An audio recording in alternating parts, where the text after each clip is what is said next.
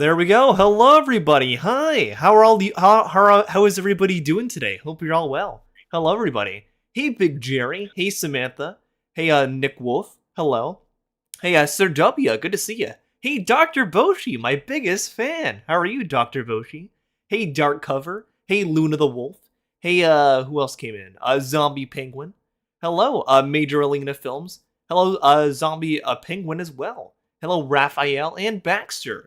How is everybody today? Hope you're all well. Good to see all of you. Hey, Sir W. Yeah, it's good to see you. Hello, hello. I'm joined today by the very cool Philosospiel, who probably a lot of you know if you've been on the channel before. He's been in a few streams, and he's a very good friend of mine. And he's a video game philosopher. Philosospiel, or David, would you mind introducing yourself for people here and tell them about what you do? I would love to. Hello, everyone. This is David Leibowitz with Philosospiel Video Game Philosophy. That's how I like to open my videos. And I'm a video game philosophy YouTube creator. I've primarily gone to prominence by discussing and breaking down basically every Guilty Gear Strive character theme, but I also like talking about games like Persona, Pokemon, and a lot of Hoyo and Gacha games as well, like HSR, Wuwa, and Genshin.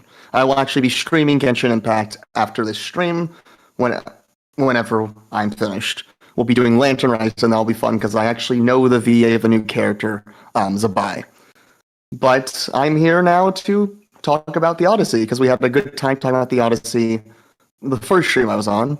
So, yeah, no? I think this will be fun for sure.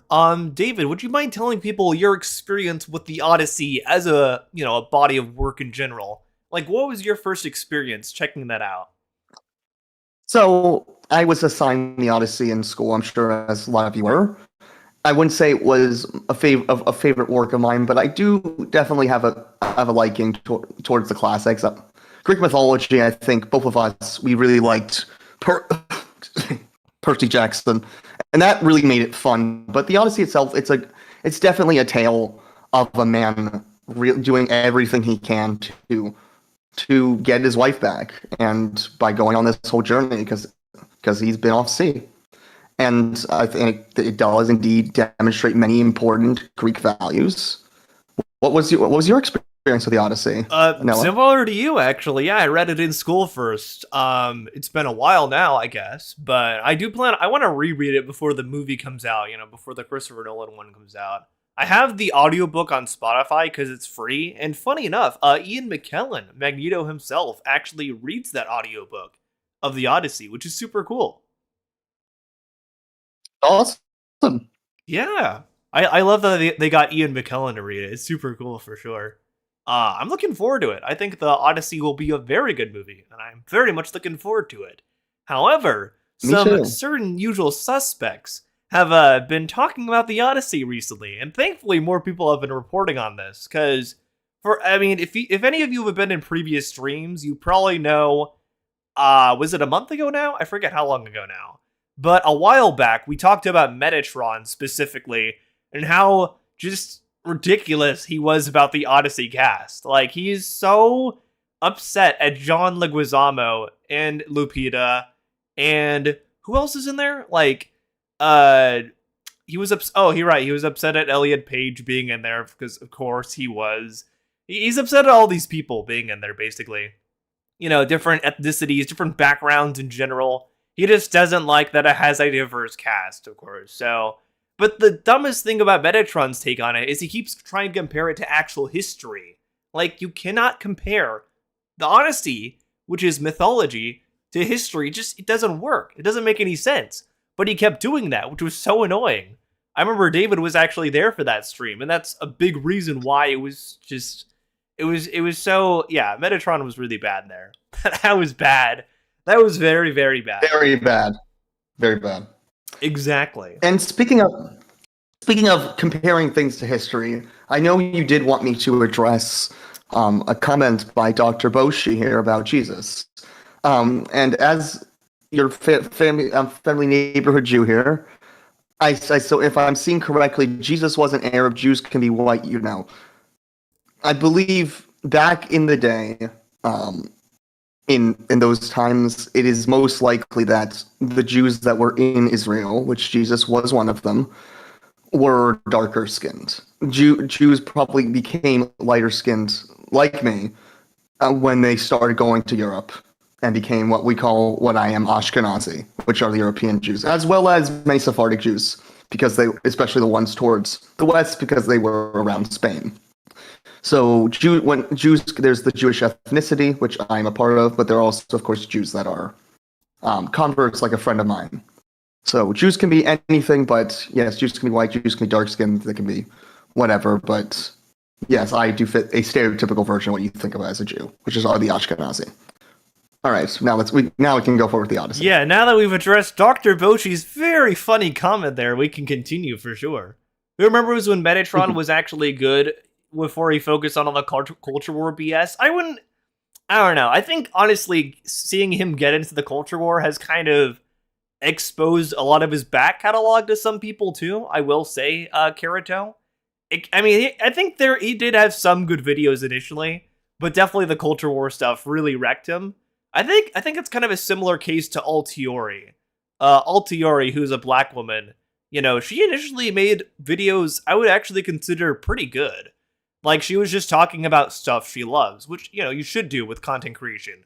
She was talking about prehistoric animals, like dinosaurs and saber-toothed tigers. Yeah, it was really cool stuff. And, I love animals, so I loved a lot of those videos, too, that she did originally. She did some stuff on, like, How to Train Your Dragon, other dragon-related media. It was actually really good stuff. And you could see there was a real passion there. But I don't know what happened, but, like, somewhere along the way, she just got into anti-woke grifting. And I cannot figure out why for the life of me. Because her views definitely dropped off when she started doing that. Because, her core audience doesn't care about that. They care about her animal content. Her talking about, like, real animals and fantasy animals. So I don't know why she got into anti-woke grifting. It honestly doesn't make any sense to me. It's really weird. May I take a quick comment on that? Yeah, sure, go ahead. So I think regarding the last stream I was on, I was a little antsy because I did want to talk about Darling Schraub. I don't want to go into it right now, but I will say Straub and Rev have definitely really cucked themselves recently. You saw the advanced GG news, right? Wait, have you not seen that? Seen. Yeah, no. Rev says Desu and Straub, they both got cucked from advanced GG finally, and a lot of people were like, "Oh, thank God!" Yeah. A lot of like sane people on there were like, "Thank God, we don't have to share a label with these guys anymore." And that was actually the last like big brand they had sponsoring the both of them, because that was they basically had lost all their other sponsors at that point. So, like, finally, Advanced GG was kind of like their last bastion of sponsorships, basically. But they dropped them too. And yeah, Rev and Straub have just been kind of going nuts on Twitter ever since. And a lot of other people, like, Kingman Lee, that one dude, Charlie Kirk's apprentice, basically, has been trying to defend them too, being like, Advanced GG! Like, he was posting this huge thing that was so funny to me. I quoted it on Twitter. Actually, I ratioed him, which I was surprised by, because Kingman Lee is a much bigger account on Twitter than I am, but somehow I ratioed him, which was very funny. So, like, he was posting saying, like, "Oh, Advanced GG," he's tagging them a ton. "You should get Rev and Straw back on your platform. Look all these filthy leftists. They're posting things that are just as foul as them." It's like, no, they're not. They're just saying they're glad Rev and Straub are gone because they're both horrible people. How is that bad? How is that filthy? What? It was really dumb. Kingman is a very dumb person. I'm kind of glad that dude got fired from his job because he was pretty horrible to women on the platform too, just in general. Yes, I just want to make a brief comment though regarding why it is important to understand about where people are definitely coming from regarding these things. Like Schraub did post, clearly was apparently going through a lot of mental mental health issues that led her down the Well, path that she was. sure, but I But don't I think don't. that's an Yeah. excuse for being terrible to people. I don't know. Like, I Oh, do absolutely appreciate. not. Yeah, Absolutely not. Absolutely not. I'm not saying it's not. I'm not yeah. saying it is. I'm not saying it absolutely is, though it is apparently why in the video she posted, why she quote unquote found Christ. But we can both agree that her brand of Christianity, which is very evangelical, likely, is not the form of Christianity that is correct. Is really correct. Yes, I'm a No, Jew saying this. definitely not. Yeah, Yeah, exactly. I would not Yeah. consider Straub a real Christian at all. No, and Rev But definitely not. yes, but I did want to. I was just having an interesting conversation with. So when we were chatting about Andor, and I told you that philosophy professor that said in class to us that, and I'll make this brief and then we'll go on to the Odyssey. Yeah, That said in go class ahead. that you need to I watch love it hearing because. from you, David. I appreciate you sharing your experience as well. I love giving people a Thank platform like you. that here. Thank you so much. So I will say that I did actually have another I did have a podcast. Philosospiel itself was originally a podcast as well. I was able to transition to YouTube. I did have another podcast called Moralitics Open Minded Comedy where I talked about Oh, interesting. political issues and I tried to sort of understand where different people from the sides of the spectrum were coming from. The reason why it actually though didn't transition to YouTube that well because of the comedy element, because I made comedy skits for it, and I don't know how to transition that to YouTube that well. There are audio versions of that on YouTube, but it's like just still images of the people that are talking in that skit, basically. So it's not much, but coming from that tradition, and chatting with that philosophy professor and showing her the video, she agreed with it, but I was regarding if I was or if I was not going ad hominem and assuming Star Wars Theory had these dark desires. Yeah, And Star she Wars Theory ultimately is did. pretty bad. He is pretty bad, and I think there's an important thing regarding sort of like especially the Cenk Uygur types right now. So Cenk Uygur is the reason I am when he was good, I became a lefty because I'm from a conservative family, so I became Oh, far okay, okay. left because of because of Cenk. So because of that, I'm ashamed of where he's gone down. But his general philosophy of trying to understand where the right is coming from, I still agree with. Just the question is when you're talking with some of these people like Tucker Carlson, who literally stated in text messages that he doesn't care about Trump, yet he's still riding off of him. That is this person an epistemic agent? So when you're talking about and labeling these people grifters, which at the end of the Pokemon discussion, we had to ultimately admit that this person, Yeah, Lord Lord Frogmire, was not a Frogmire grifter. wasn't a grifter. I personally don't. I would say Synthetic Man is definitely a grifter. You know, his brother is, but I don't think I'd really say Lord Frogmire is a grifter. He definitely. I mean, he is. I does look like he is kind of anti woke, but I mean, you know, he's Synthetic Man's brother, so he probably is. But I don't know if I can say he's a grifter. He just kind of seems like a bad Exactly. critic to me. Yeah, I think the question is ultimately like with the Young Turks of doing it and people like I'm ashamed. I mean, I liked when Russell Brand was good for a second, and then he went down off the rails. Dave Rubin went off. A lot of these people from the left went off the rails. You can't sympathize with someone if they are not an authentic epistemic agent. So they are not thinking, they are not giving you what they actually think. So I cannot sympathize. I guess I can try to sympathize again why you have gone down this road. But I do think why, Noah, is it so important? I'm going to pose this to you. You don't have to go too long on this to call these people that we're talking about grifters. What you mean, I mean, I think like it is. well, like if we're talking about like Synthetic Man, yes, he is a grifter, absolutely, because you know, like he's like he I it's clear he doesn't actually like I think he does believe the stuff he's saying, but he doesn't want to say it because it's clear he'd rather be doing like just talking about things like he likes, like Spyro the Dragon, Ratchet and Clank, stuff like Yeah, that. And I'm like, yeah, you should do that, totally. But definitely. like, yeah, he Yes. just wants to rage bait people with the anti woke stuff, like The Last of Us 2, stuff like that. Because Yep. he realized On that the left. pays Yep. more than just talking about what you love, which sucks. Because I think if he'd stuck with it and, talked about things he actually likes, like Sonic or Ratchet and Clank or Sly Cooper, I think he could have totally still gone in a good direction and been successful and also been a lot happier too. But he just doesn't want to do that because he just wants to keep grifting. It's very sad, honestly, to me. It is very sad, and it is hard with being on YouTube and finding that niche. Because for me, the Guilty Gear stuff is what caught on. So I decided, okay, I'm gonna go through. I'm gonna break down all these songs. And Mayan is pretty cynical, Luna. I agree. Well, I mean, that's the thing, though. Most of these guys are like, I don't want to say I feel bad for all of them because most of them are just terrible people saying terrible things, but at the end of the day, it's kind of like, man, this is just kind of sad. Like, all you guys do is just post, stuff like this, like what I'm showing on my screen here. And it's kind of sad. It is horrible. I agree. Well, it's a horrible way to live. I do agree with this.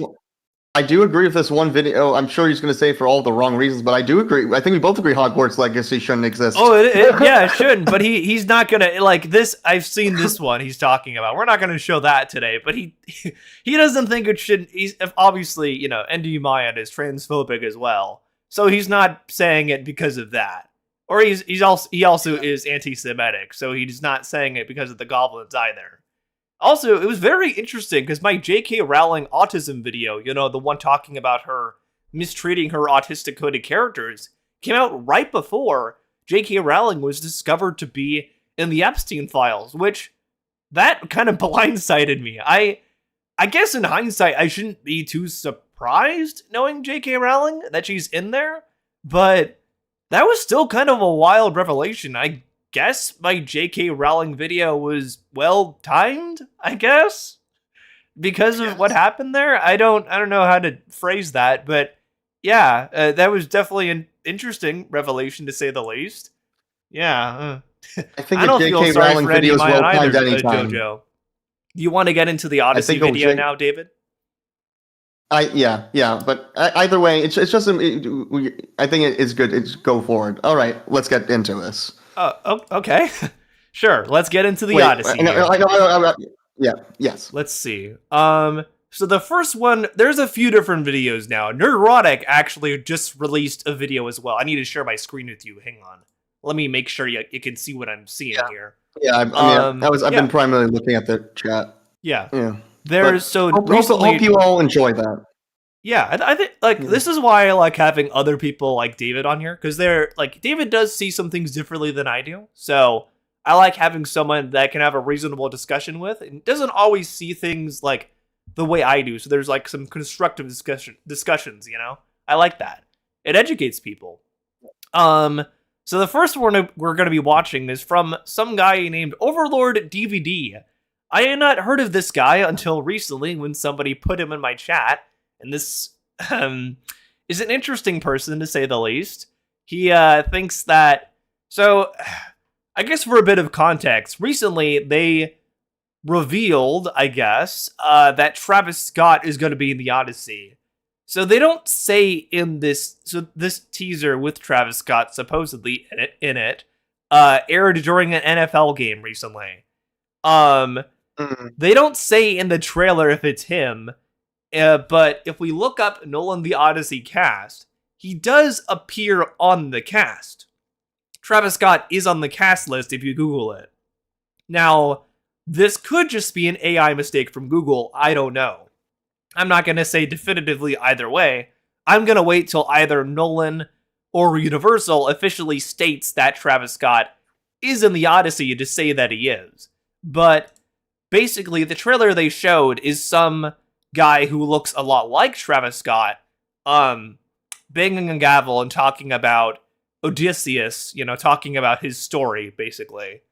And as you can probably imagine, a lot of the grifters did not like that. Now, I will say, if Travis Scott is actually in the Odyssey, I have some things to say on that, but, obviously not for the same reasons most of these guys would say something on that. But we'll get into that a bit later. Let's look at Overlord DVD, aka the knockoff Doctor Doom, and his video on Nolan's Odyssey trailer going off the deep end, pandering to DEI. Oh boy. I'll put on the. My friends, this is a great captions, time too. to become a channel member. Every week Oh, now, boy. I'm posting uncensored videos exclusively for my channel members. We're already starting with him emojis and live streams for shilling members his at the channel Arch Villain memberships. level, where What you a get great to talk start. to me directly. Please consider supporting this channel by clicking the link in the video description and joining us in our fight to save pop culture. Oh my And God. also, check out our Patreon and subscribe star pages for exclusive content you won't find anywhere else, including Harvey Cthulhu's insane podcast. No, I can find this anywhere. I can look up any grifter on YouTube and find the same stuff, though. Photos of my vast toy collection. This is not and exclusive members to at just the you. Legionnaire level receive a signed photo, membership card, and certificate signed by me. You'll find the What is with Patreon these link in people? the video I description know, as right? well. With these people. Thanks It's for like he's watching my- acting. He's acting like this is just him doing the grift, but it's like all these guys. It's funny he's acting like he's the only one grifting. friends, No. and now on to the video. Such a Yeah, weird Dr. ghetto. Disaster's long lost cousin. I am Victor Van Doom. That's what I was thinking, Dr. Disaster. Well, yeah, he looks like a knockoff Doctor Doom. Yeah, and I think that's the thing. He even said Victor Van Doomcock. From my hidden base at the center of the earth, and I am here today absolutely disgusted by something I saw this frozen weekend. Whoa! I wonder what disgusted him. Maybe it was black people. I was just trying to enjoy watching the AFC Championship in peace. Oh, boy. Not thinking about pop culture or politics, just trying to relax with a good football game when all of a sudden I got clubbed over the head by some of the worst woke bullshit I've seen in years. Oh, sure, there's been a hell of a lot of that kind of thing in recent times, there's no doubt about that. And a lot of it has been over-the-top checkbox ticking of the most pandering cringe you'll ever see. But it was the context of this particular dose of woke. It's also funny because I don't think he realizes most NFL players are black. So, yeah. It's funny, he went from I watching... think he did. Go ahead. I mean, You think he does? He's fine watching think he black do- I- people play football, but he's not fine watching black people in a trailer for the Odyssey. I just find that ironic. I think it's my ironic, armored yeah. ass. Classical Western literature by a once respected filmmaker who clearly has now been infected. Once respected? People still respect Christopher Nolan. What are you talking about? People still like him. Is he on the second? Is he on the second story Kool-Aid that Oppenheimer's not good? Oh no! I think it's kind of like that. Yeah, that was a really dumb video from her. That was the first video Second Story ever made about Oppenheimer. You know, like just her going in on that, and also like thinking it's like pro-communist propaganda. That was a really dumb video too. By the DEI virus. I'm talking about Christopher Nolan and his already hopelessly corrupted mock historical epic, The Odyssey. Again, it's not historical. All these guys keep saying this, and it really drives me crazy. The Odyssey Yeah, is not Cyclops history. is- It's mythology. They keep saying this for some reason. It's really weird. What were you going to say, David? Yes, Cyclops definitely existed in the world, and there were definitely Pegasi and sea gods and all of that. Yeah, Indeed, this was the truest. This was the truest history ever. I mean, I will say one little thing about that. Yeah, go ahead. A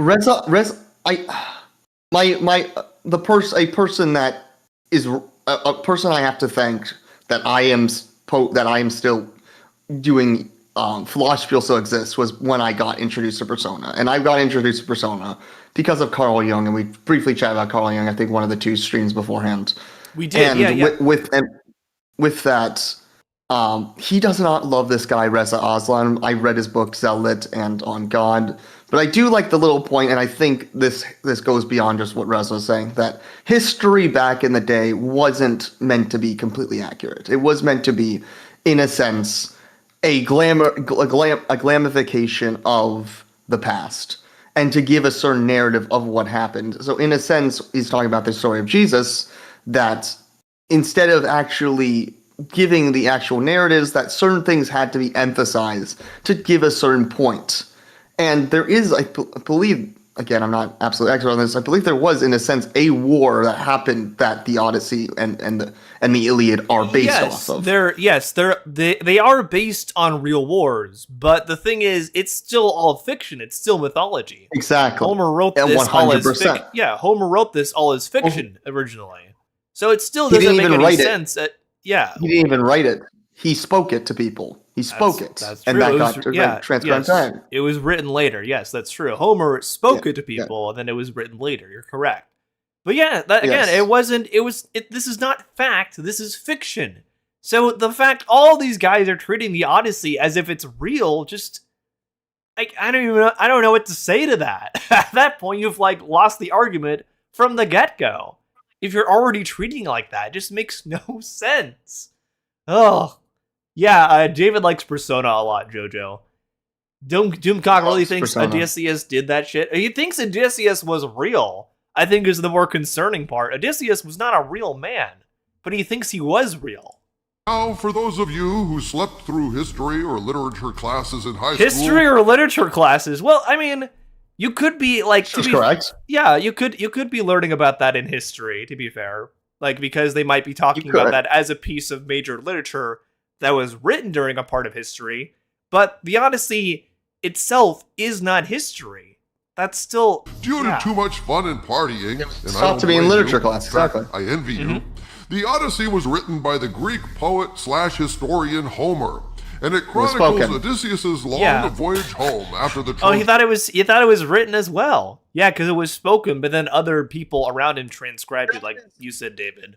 It's a minute detail. It's fine. It's a minute detail. It's a little bit of a nitpick there, but I'm happy to nitpick Dr. Doom anyway. A landmark in Western literature. It does remind me a lot of Dr. Disaster. Many times in various forms, but even more so. This epic poem has influenced countless artists and writers in various media, so that it is woven into the very fabric of our culture.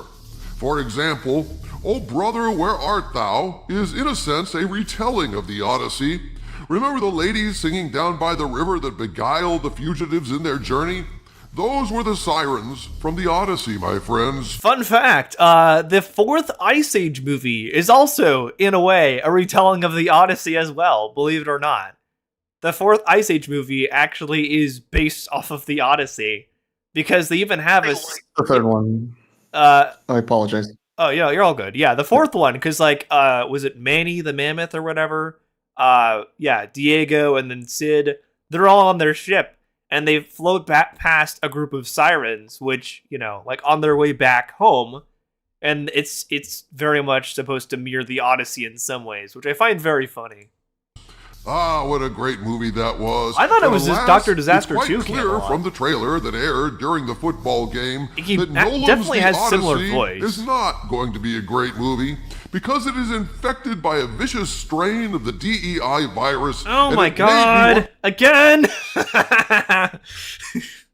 I saw black people and a Colombian man. Now it's bad. Very heavy at my television screen, which is why I no longer keep bowling balls next to the couch. Hey man, that trailer sucks for sure. Who is this? Is this he has I guess he has a minion.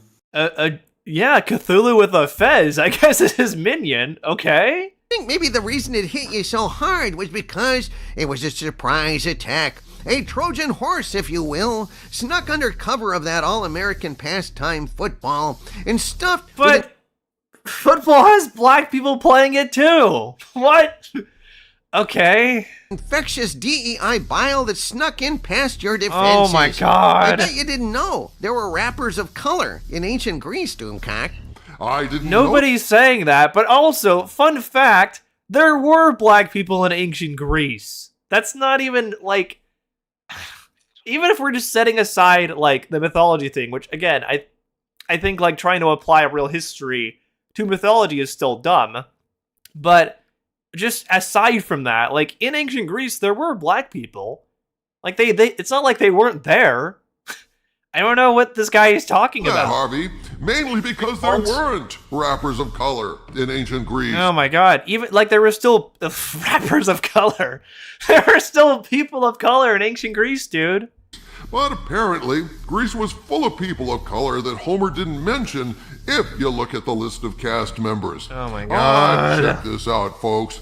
This trailer for The Odyssey is narrated by rapper Travis Scott, standing up... So again, we don't actually know if this is him. It might be him because Nolan has collabed a bit before with Travis Scott on some song he did for Tenet, if I remember correctly. So maybe that is him. I have no idea. But, like, I also find it weird that these guys are running with the idea just because, like, there's a black dude here who looks like Travis Scott, that it is Travis Scott. I'm gonna wait for an actual confirmation from Nolan or Universal before, like, saying anything on that. But, like, they're just, like, there's not even any confirmation on it, though. But they think it is Travis Scott still. Go ahead. May I make a comment? Yeah, go ahead. I think I'm gonna double down on my comments that I made during the Metatron reaction, and put a little bit of this in perspective, though. Sure, go ahead. I do believe if we just say this is just mythology, then we could pull the shit that the arguments about with Genshin Impact and not Thlan, that it doesn't matter, it's all fiction, it's all that doesn't matter. Okay, give me a retelling of a Nahua epic in ancient in regarding the Aztec Empire and cast all white people. Give me a retelling of the Journey to the West and cast all white people. Give me a retelling of a Yoruba story and cast all white people. It's very specifically, yes, it's not history, but at the same time there is something about cultural respectedness. That's true, but Metatron wasn't really going for that, remember? He kind of outed himself when he literally admitted in that video he was just being racist and also transphobic because he doesn't want Elliot Page there, remember? I think it's very key that we can say it's a work of mythology and also acknowledge that there is a thing about positionality that in the case of something like the Odyssey, that this is a dominant culture, that this is a dominant culture that has the right to have people of other races in it, outside the fact that they also likely were there. Exactly. Yes, probably not. But I would say just apply that same logic to apply that same logic to a non-white culture. Exactly, but it's also interesting, because he was saying Metatron was essentially he wasn't as mad as at the white actors in there, but he also was like, oh, they should have all Greek actors. But the thing is, there aren't actually that many major Greek actors in Hollywood. There's a few, like Zach Galifianakis is one. I talked about this in a video that I did called When Is Pre-Release Film Hate Actually Valid? I believe that video was called. That one, I did talk about Zach Galifianakis and another woman who was is a popular Greek female actress, but there aren't actually that many major Greek actors in Hollywood. So even that, Metatron can't really say that for his argument there. Regarding Nolan's just gonna pick the people he thinks are gonna act the best in his movie and work the best for the tale he's trying to tell, Yes. I'll leave it with this and we'll move forward. Would you agree it was a good thing that Moana I believe the majority of the cast of Moana was dubbed by, or at least the main people were dubbed by Polynesian actors. That was a good thing? Yes, that was a good thing for sure. What Metatron are we referring to? Oh, Metatron is he's a Italian anti-woke grifter JoJo. He has 1 million subscribers on YouTube. He's pretty popular.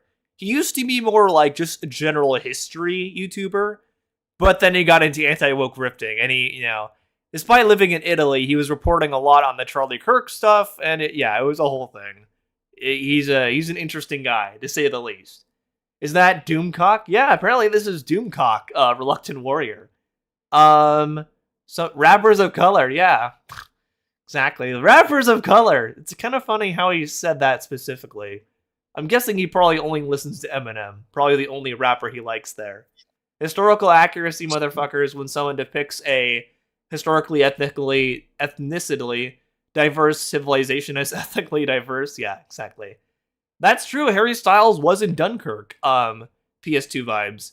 Technically, it wasn't confirmed. Luna, like, neither Universal nor Nolan has actually explicitly stated that Travis Scott is gonna be in this movie. I'm not gonna take it as fact until they say something, but I do see, like I showed earlier, he is on the cast list now. If you look it up on Google. So I think there is possibly something to that claim. I will just say that. Let's see here. Someone else said, "What's wrong with Travis Scott again?" I will say, I do have a few issues with him being in this movie, but if that's true, but not because of what these guys are saying. I personally have some issues with how Travis Scott handled the whole Astroworld thing, if y'all remember that. Like, there were a lot of deaths that happened at that concert, and he never really took accountability for that, and he kind of just brushed it off, which I think for me kind of soured me on him a little bit. I guess some time has passed now, so I don't know. I guess if he does a good acting job, then that's kind of what matters, but him specifically as a person, I just have a few gripes with. That's just me, though, of course. I'm sure other people feel differently about that, but I have some issues with how he handled that personally. But obviously, these guys aren't actually talking about that. They're just mad because he's a black dude in a movie, and they don't like that in general. Yeah, that's the key thing here. Is that he's black, and I hope I wasn't being overstimulating by going on that tangent, but I did want to just add that nuance to this, that it is the case that if you just blanket apply this logic to other things, it gets a little bit more complicated. Exactly. Does that make sense, Noah? Yeah, it does, David. Yeah, exactly. Imaginary Cloud. That was really that really soured me there. It kind of felt like he didn't really care about the fans outside of the money they gave him. Honestly, I would say if anything, Eminem kind of ironic. I brought him up earlier. Eminem actually cares more about his fans. You can tell he has real reverence for that, at least, because he understands his fans are what got him to where he is now. On a table, banging a stick and yelling at people. Bang, bang, a war. Okay, so he's showing screenshots, and I see why. Because Geeks and Gamers actually showed this entire clip in a video he did talking about this, and his video actually got taken down by Universal because of copyright. Because they've been going around and cucking any video that shows that entire teaser in full that aired on the NFL game, because they don't want that out yet. So yeah, I'm kind of glad at least this video is still up, so I can, we can talk about it. Bang, bang, a man. Or rather, a Matt Day man. See what I did there? Wow, Day man. That was not, wow, that was so funny, Cthulhu. Jesus Christ, what is even the deal with the Cthulhu Fez puppet? Matt Damon, get it? I get it, Harvey. But believe me, no corny Harvey? joke you make can be cornier than this crap. Here we see a shot of the doesn't even look Trojan that horse bad. sticking up out Looks of the good. sand, while Charlton Heston yells, "You blow it up! Damn you to hell!" off screen. Or so I wish.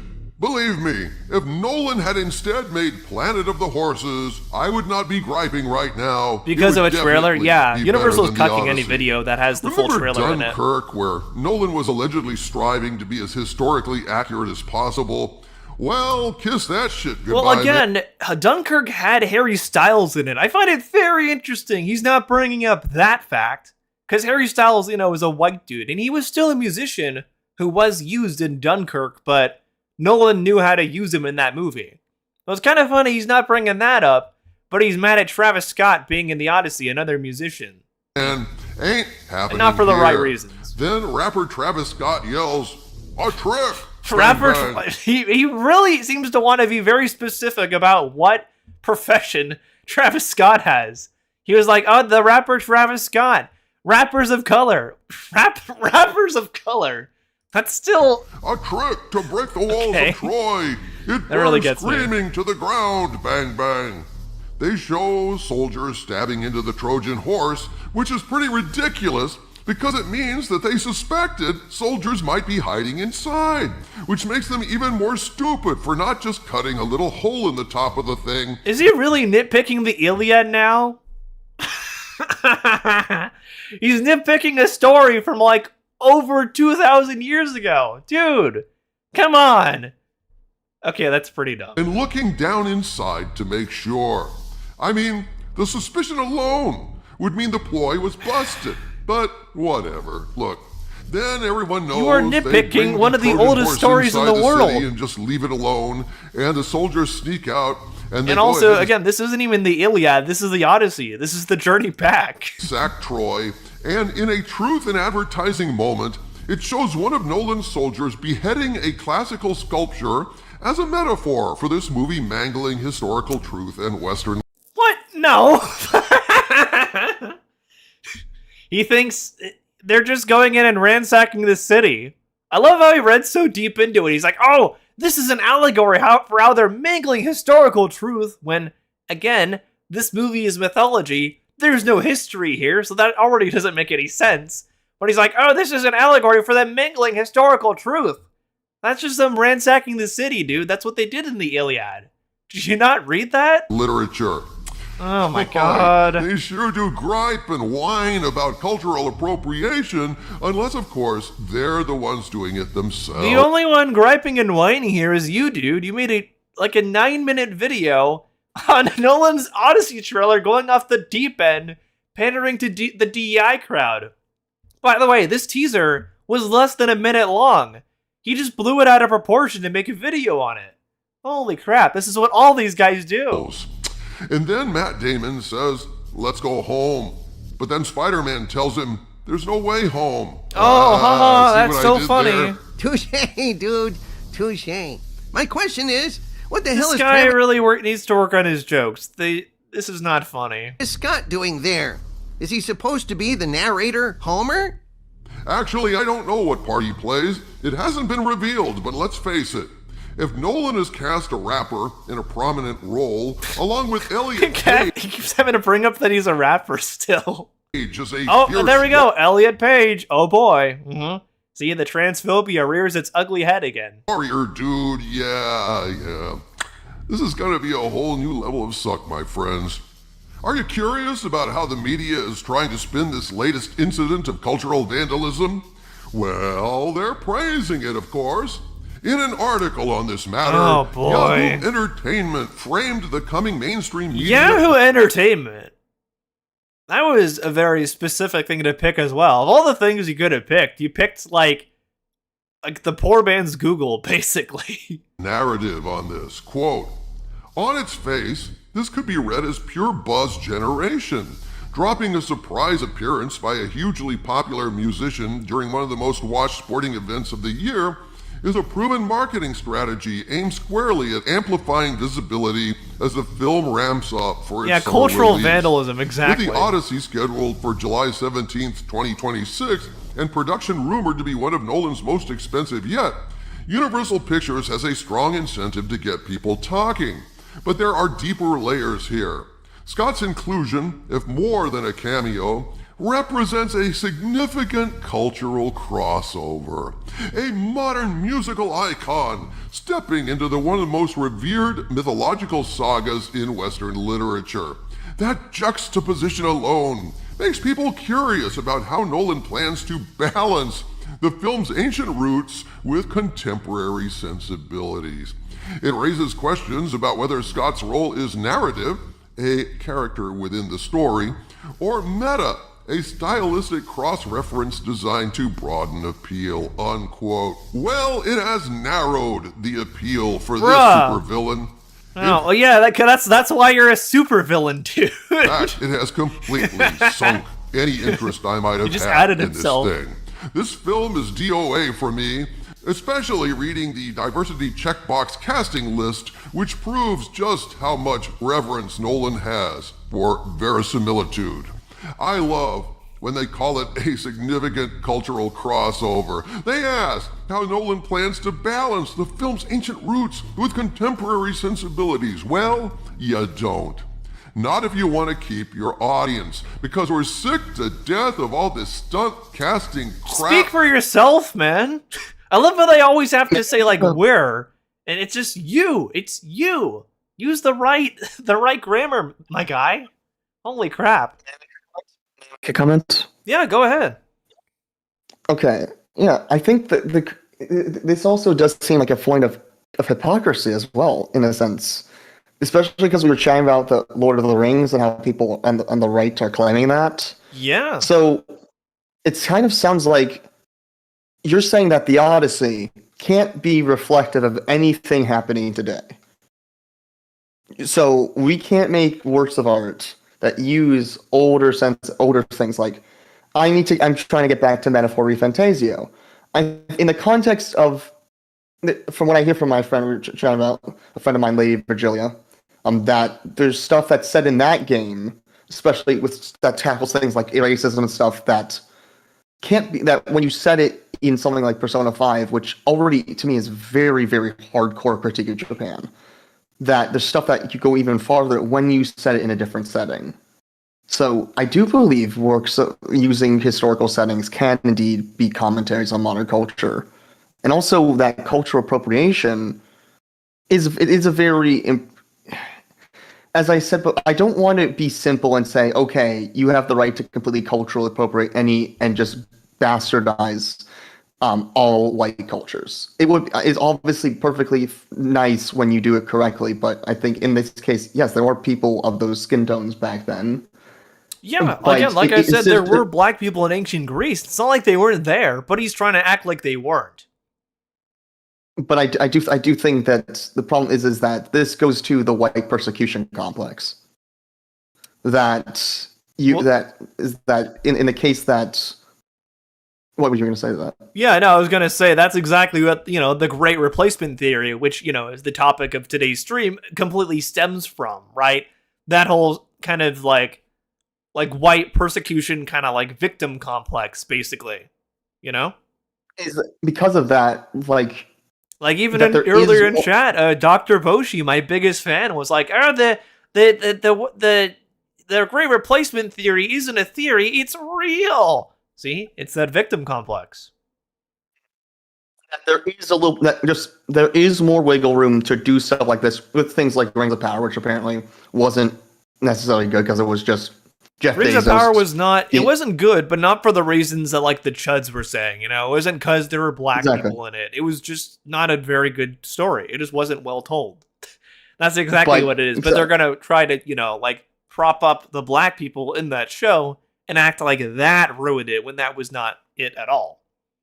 Exactly, but that there is more wiggle room to do stuff with like that with more dominant cultures than ones that are more vulnerable. Which I think that is important. But I think about something like Hamilton that did sort of try to match older sentiment with modern cultural sensibilities.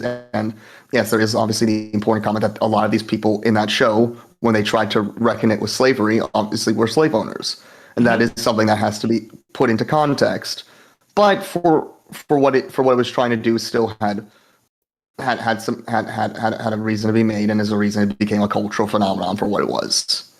So there are times in Exactly. which we can definitely mirror. And like things what with PS2 modern- Vibes is saying, like Travis Scott is probably a short cameo-like role. Like he probably doesn't even have a big role in this, but just the sight of seeing him in like the trailer that again isn't even on YouTube.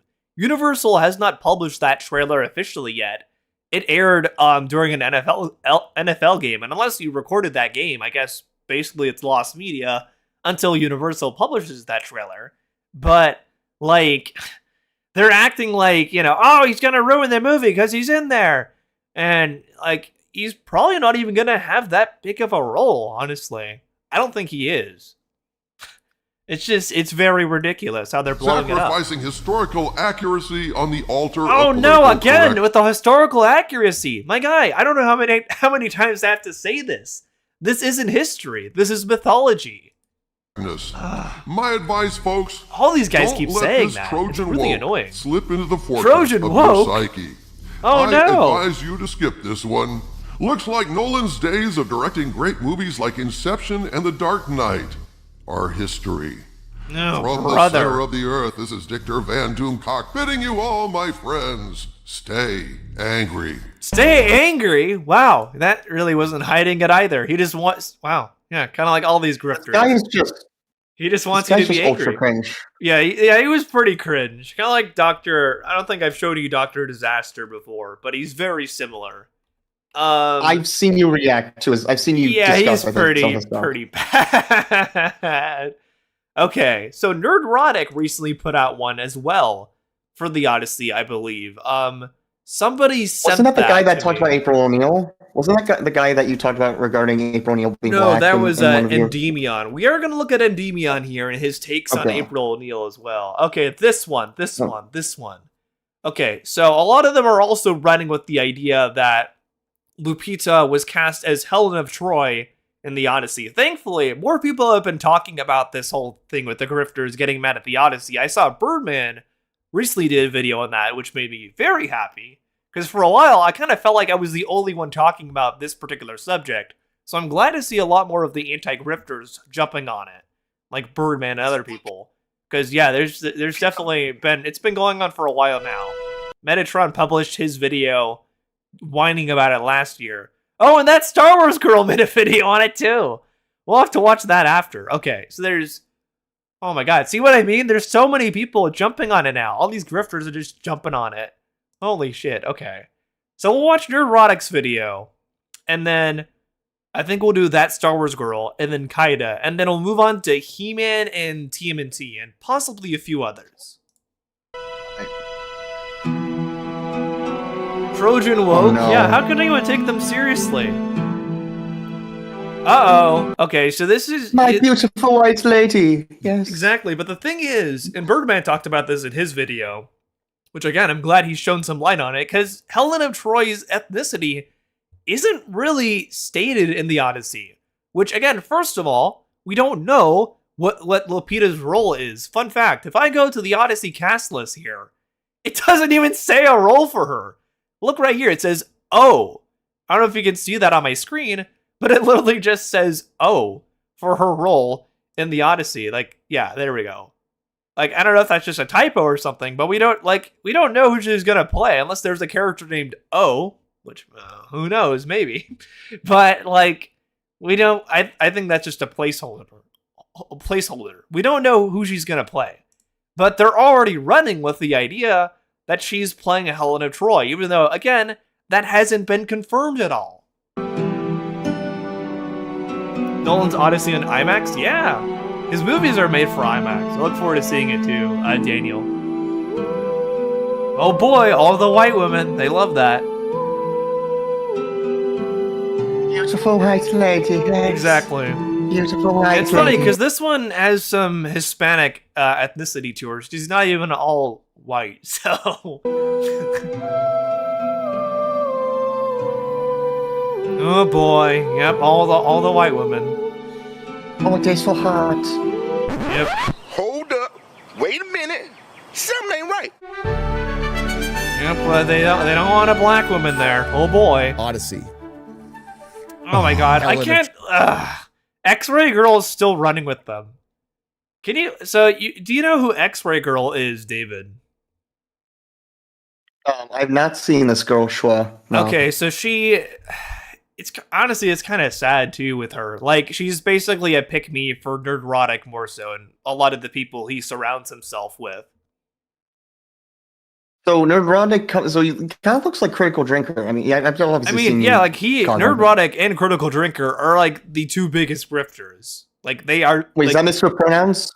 Is he yeah, Mr. that's Pronouns? ass. Yeah, that's ass. It's Mr. actually. Pronouns. Yeah, it's Okay. all pronouns, baby man. Yeah.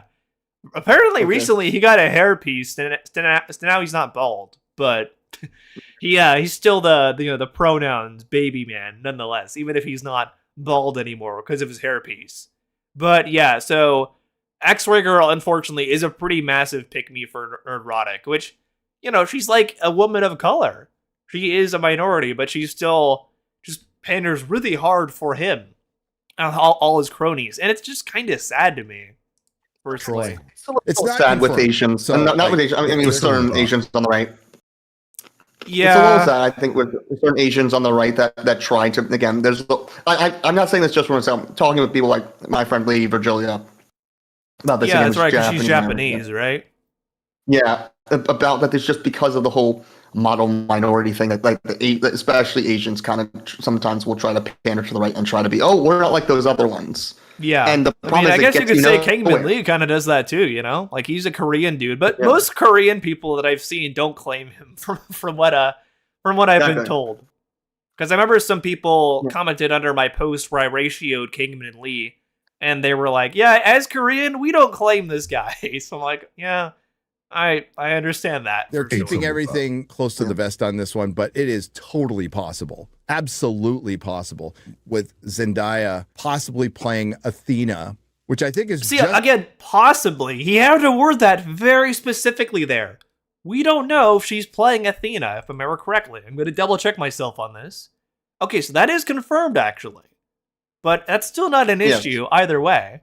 But with Lupita, we don't know if she's playing Helen of Troy. Maybe she is, maybe she isn't. Doesn't really matter either way. just as If bad. she is Helen of Troy, Yeah. I think she'll do a good job. Oh, I'm beginning to get worried about this. And if people start coping with, well, it's mythology, but it's Greek Dude, mythology. it is mythology, though. That's not coping. Oh my god, I can't believe, like, even Nerdrotic, actually, of course he is, but, like, all these guys just constantly go back to, like, real history, you know, and try to apply that logic to mythology. You can't do that, man. This is really ridiculous. Mythology. Yes. It's to a very specific region. And if you want to complain about Matt Damon, okay, I'm fine Do with it. that too. Yeah. Absolutely do it. Are you? Are you? I don't know. I see you getting. I mean, who'd you put on your thumbnail, Nerdrotic? You put Lupita on your thumbnail. I think you're a lot more mad at her being in this movie than Matt Damon, a white dude.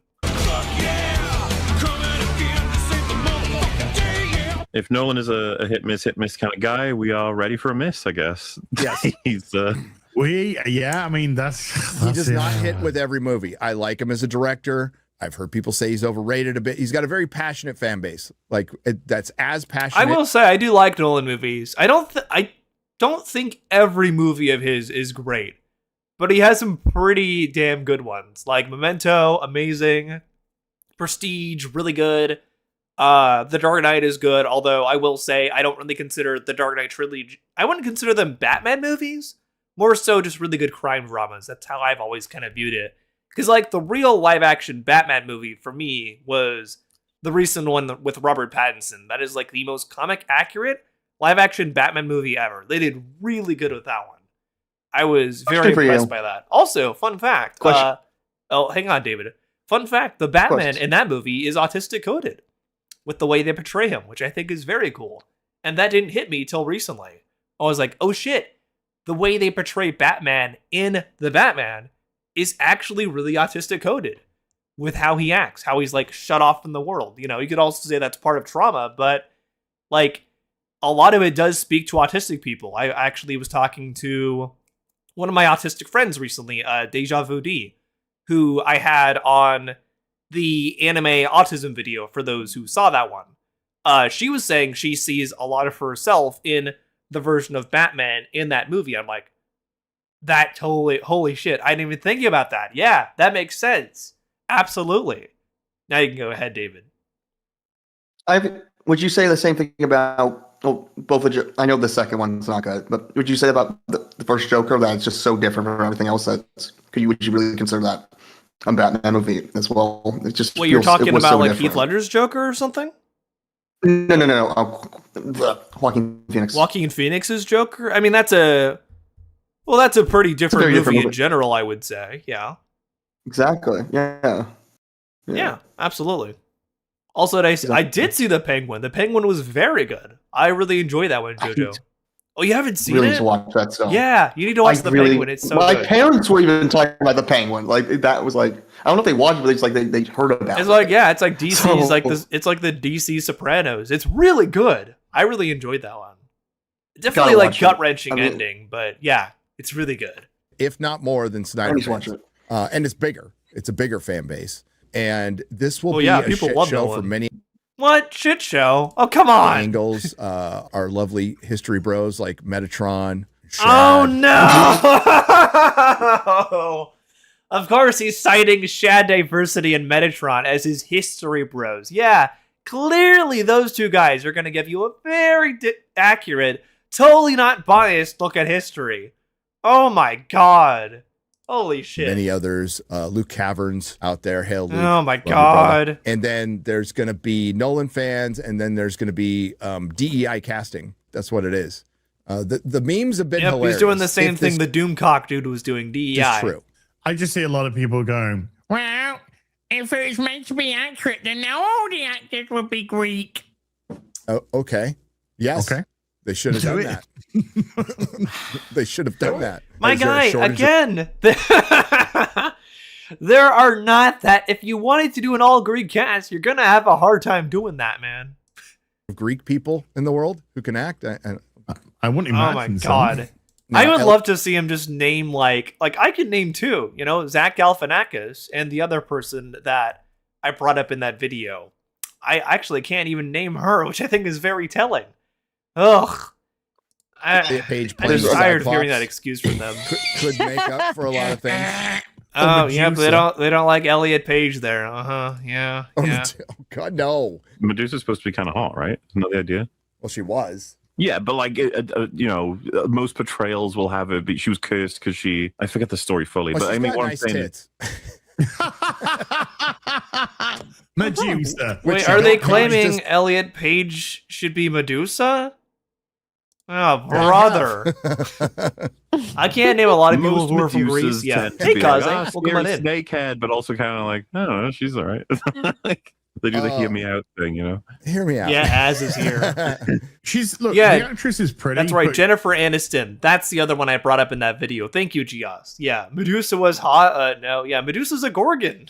she's not Helen of Troy. She's not Helen of Troy. No. She's not Helen of Troy. I guess But we're she learning about was Nerdrodic's weird fetishes now. Sitting next to Will Smith when he Yep. said, "Keep my wife's name out your fucking Like mouth." Scally's, She was the one I in the guess. background. Yeah. Scaly fan. Yeah. We'll see. We'll see. I'm sure this movie's going to be. This is going to be Nolan's most controversial film, without a doubt. It's probably going to get the most chatter. It's going to get a lot. Before of it's even out. I'm looking forward to it, Who's man. saying I don't tell care. when it's out, I'm looking though? forward to seeing When's what the he first does. trailer dropping? Well, we've had like teasers and stuff, right? You mean the first? Teasers. There's I mean, the trailers first- in the theater. There's like entire. You mean like a first major sort of? yeah. or something? And there's been. I'm surprised IMAX he's able to show this without getting cucked by scenes Universal. that they Not gonna released. lie. Don't know. Super Bowl is one coming Maybe. out for the Super Bowl? Maybe I don't remember. Oh yeah, Reading that's it, but tomorrow, maybe. isn't it? But there It's won't so, be. it's so funny. I forgot the Super Bowl was tomorrow. I guess I'll see if they show a trailer for the Odyssey then. I don't really watch the Super Bowl much, but yeah. Spider-Man. Which has a lot of people upset, but it actually makes a lot of Yeah. sense. I will credit Disney for making one smart decision. You don't need to pay millions and millions of dollars to get an ad that will get just as much of attention on YouTube where you can actually make money. Yeah, the 5-minute prologue is out there. I remember when he did that with Dark Knight. I can't remember what movie it was for, but Oh, that's right. Yeah, right. Yeah. So they're showing like in certain theaters, they're showing like the 5-minute prologue for the Odyssey. That is true. I basically went to go see that and I was blown away. I was The like, Super holy Bowl. shit. I don't even a sports It's gonna fan. be awesome. Quacks hard. I would only watch it for it was. trailers, and 'Cause even there then I was the can, Bane- like they even said that. Probably the only smart thing they've said this whole, or only correct thing. I'm not going to give them the inch of smart, but the only correct thing they've said here is that yeah, they're kind of like, you can just catch them on YouTube basically after the fact. The Super Bowl has had kind of like, it has kind of generated less hype now for trailers a little bit. Maybe with the Odyssey though, knowing how Nolan is, he might just put it up on. He might only do a trailer for the Super Bowl and then much later on show a bigger trailer than what's already out there. I guess we'll see. Oh, thank you for the $5, Kaze. You saw Goat early. I was gonna see that today, but I wanted to stream instead and talk about this because I think it's interesting. It was excellent. I think a lot of other animated films have their work cut out for them. Please go see it. Will do, Kaze. Thank you. Yeah, I was supposed to see it early today, but I didn't. Yeah, I was streaming today, with my good buddy David. So I'll probably see Yes, it Thursday, if anything. I'm looking forward to it, though. Your review May I there make gives me a comments? bit of hope. The marketing had me a bit worried for it, I will say. But if you liked it, then I'm a little more hopeful now. I'm looking forward to checking out them. Thank you, Kaze, for the $5 as well. I appreciate you. In Dark Knight Rises, they had the opening segment with Bane and the plane. Fucking didn't they? pronouns? Yeah, In exactly, Ryan. IMAXs. Did they now? Because that's where a lot of criticism came in that people just said they couldn't understand Bane. Nope. Yep. Oh my god. I don't have my hearing aid on. What the hell you want? Like, we can't understand what they're saying. I love Stephen that Curry fucking struck gold. Tom Really? Hardy trolled that. Is a bit that when he was good? talking to his dog. I'll have that to give it a video look where then. he's- Kaze. Yeah. Good to know. It's so good. There's X-Ray Girl. Your AI generated profile picture. Ah, Look at man. expression. Make a comment on that. That was Love it. great. Oh, is that Tom Hardy? Interesting. Oh, that is actually Tom Hardy. Okay, yeah. I didn't see. I lied until I was blinded. How much longer is this? Do we? I guess. Okay, we already saw the Odyssey stuff. All right, I don't need to watch these guys laugh at Tom Hardy. Okay, so we got that Star Wars girl now. I guess. Do you Guess have any what? thoughts on what we just watched, though, David? You want to enlighten the audience a little bit? Yes, it's nothing really enlightening. It's just I was the whole time just looking at Shua or X-Ray Girl, and I think my comment was fully vilified. She looks completely in pain. The fact that she just went to freaking turn off her cam. She's if you're she's grifting hard. She Yeah, 'cause did it's- not look happy No. at all. Like, even in those streams, she barely says anything. Like, it does kind of look like she just appears on there to, like, have the appearance of, like, being one of the good ones, basically, right? Like, I think that, Yes. I legitimately do think that is the only reason she will show up on Nerdrotic stuff. And that's kind of sad to me. Like, I actually It's feel very bad for her. sad. Yeah. Like, I definitely don't agree with that action, but I hope at least she can get in a better, like, mental headspace to not be doing that, because, that's what I would want for anyone in that situation, to, like, learn and grow and just become a better person, basically, and not surround themselves with people like that. That's that's why I do the content I do here, because I hope to educate people and help them learn to, surround themselves with better people than that, for sure. She got married and changed. Oh, interesting. She's just there for their token women representation. Yeah. Okay. Now we're watching Star Wars Girl, another pick-me. I Although pissed off even more of Twitter a again. blatant pick-me than fucking X-Ray Girl. What's up, all Meatwalk Souls, Droids, and Wookiees? It's Anna, also known as Star Wars Girl, and in today's video, I'm going to be talking Oh about... my god, what? I can't understand what she's saying. Please talk a little slower, Star Wars Girl. What? Okay, what'd she say there?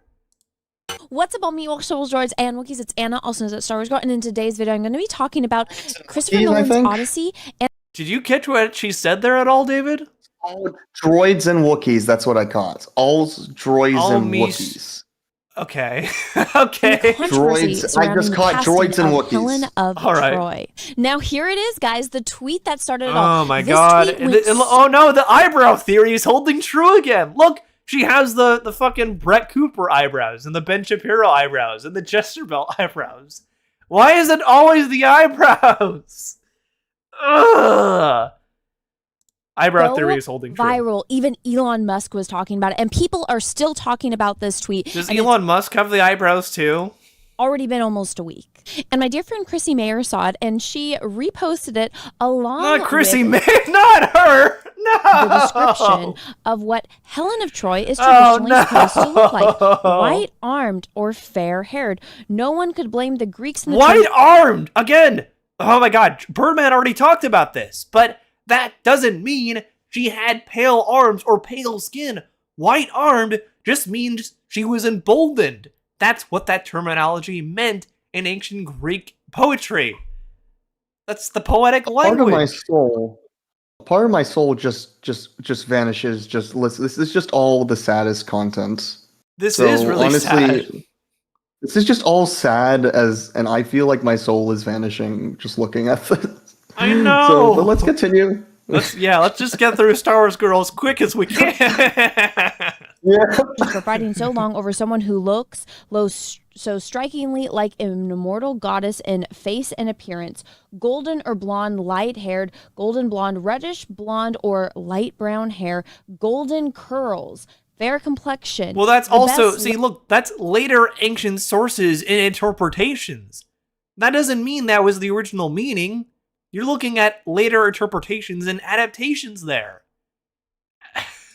legs, What did it cutest say? mouth, classic blonde, fair skin, blue-green eyes, and idolized Greek proportions, oval face, wavy long hair, slender yet Also, curvaceous. fun fact, a lot of Greeks didn't have blonde hair. So again, what you're looking at here are later adaptations and interpretations. Figure. Now, I does know, any right? of that It's crazy, zombie. describe what you guys see here on my screen? Now, I It feels like a made grok joke. summary, yeah. Now, I know You're right, traditionally Sparky. women aren't known to be that funny. I know that's the stigma about it. But I aspire to be, as a non-funny person, I aspire to be funny. Well, Now- you're not doing a very good job. And there are funny women. You're just not one of them. You really are just cucking yourself out by you're literally saying you are trying to do something that you're not. Yeah. Wow. Wow, yeah, she really did not hide the grift at all. Wait, does she follow Alex Jones? Because I'm seeing live on X, on next to her thing, says Alex Jones is hosting. Yep. Wow. Seems like we possibly. I don't want to say definitely because X is also just boosting up right-wing people anyway at the moment. Yeah, that's but true. There's a possibility. There's a possibility, yes. Yeah. All right, then. Okay, then. I had a play on words I thought was very clever, and apparently so did 22,000 other people. But on the other hand, there was a lot of people that were very, very Helen angry of about this. Detroit? Yeah, that isn't funny. That isn't funny, Star Wars girl. You should learn from, who was the one person you showed me that used to be on the Young Turks or whoever, the Lord of the Rings girl? Francesca Florent. Yeah, man, she was Francesca way fun. Fiorentini. Like, she had some good lines there. She had some good definitely some good quips there. But this woman does not. Man, again, not every joke of Francesca's hit for me, but she was way funnier and had more charisma than this woman. Can't And stop also not the eyebrows more. too. About it. There are so many people defending the bastardization and butchering of Greek culture, and Oh my god! Again! Jesus Christ, I just gotta blow everything out of proportion here. Greek mythology.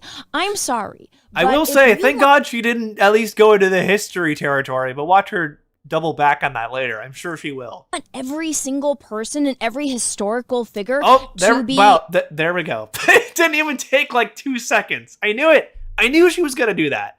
All these guys have done this. Why do you have to keep bringing history into mythology? Like, you're already cucking your argument right away when you do that.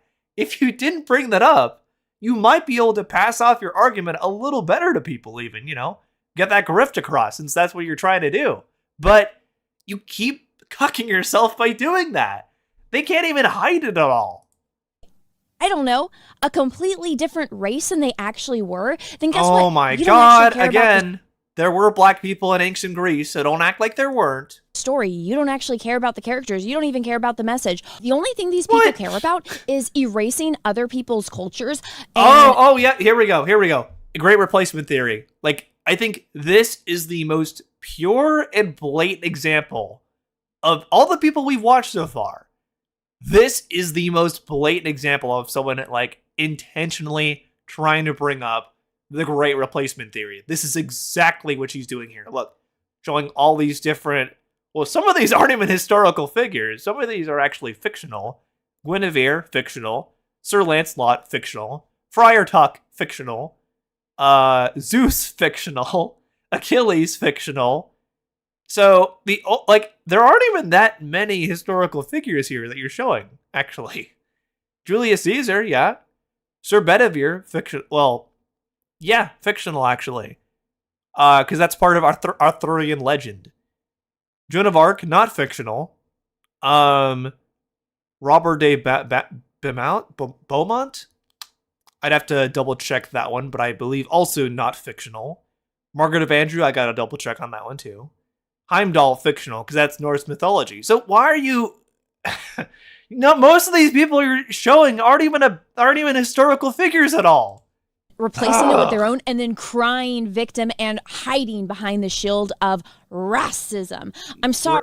No, nobody's doing that. The only one crying here is you. Holy shit. Kaze, thank you for the $5. They say respect history, but idiots like this were trying to tell me it was unrealistic for the main character of Ghost of Yote being a samurai. Yeah.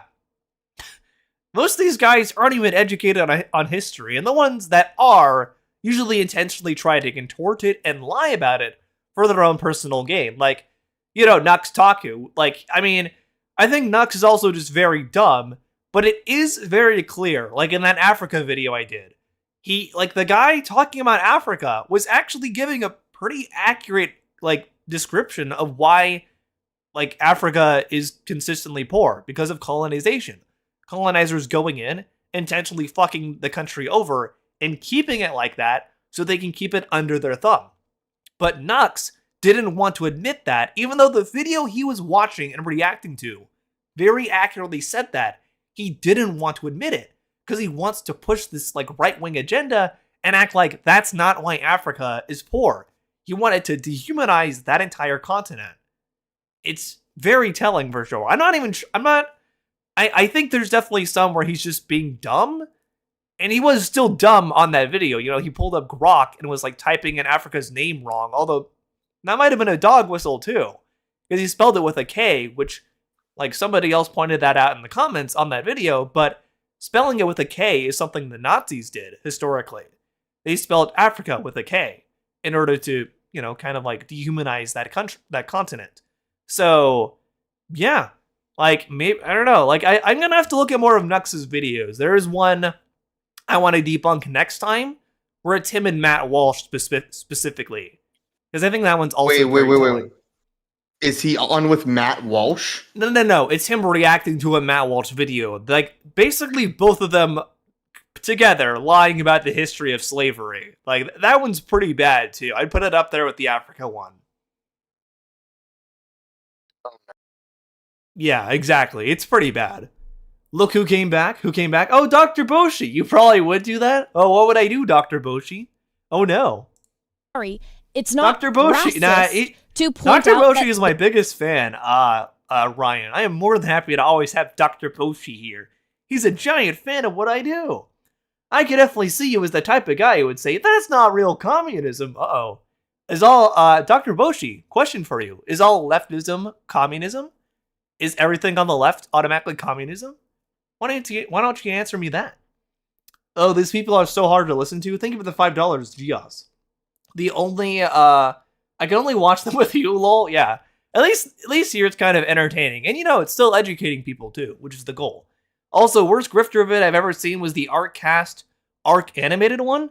What's that? No, I'm not. I'm your biggest hater. Yeah. Dr. Boshi's my biggest fan, Jojo. He says he's my biggest hater, but he's my biggest fan. this is not right, that this is wrong, that What? also not believable at all. That's why it's Again, almost- it's mythology. It's not supposed to be believable, Star Wars girl. I don't think you're quite getting that. Or more than likely, you are. You just don't want to admit it.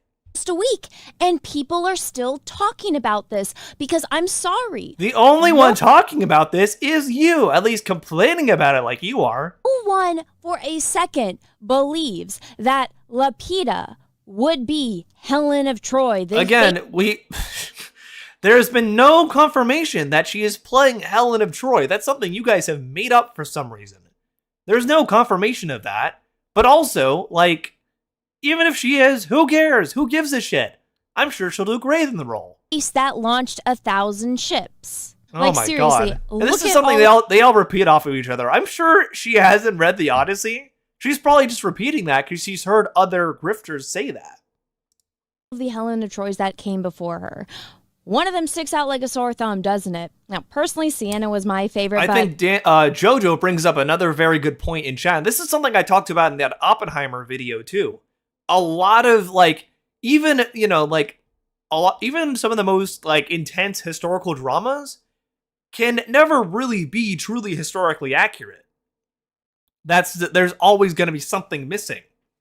So there's that too. But again, with the Odyssey, it's not history, it's mythology. All of the Helens did a great job. And this isn't Lupita's fault. Breaking news, Kid Rock's festival gets canceled due to several performers exiting. Good. They knew better than to associate with that slime bag for sure. Looks like you have your own version of the backseater like Anthony Gramuglia. Oh yeah, Dr. Boshi's my backseater. He's my biggest fan. Our cast is a smaller grifter, but OMG, their video in Arc was horrible. Interesting. Maybe we'll watch that next time, Gios. I'll have to figure out with David what the next topic will be. Yeah, go ahead, David. Awesome. I do again want to very, very, very slightly just not push back, but yes. The thing is that the key thing is, what are they actually concerned about? They are concerned about the race of all these people, okay? Mm-hmm. They don't care about, they don't actually, they're not even saying this because they care about Greek culture.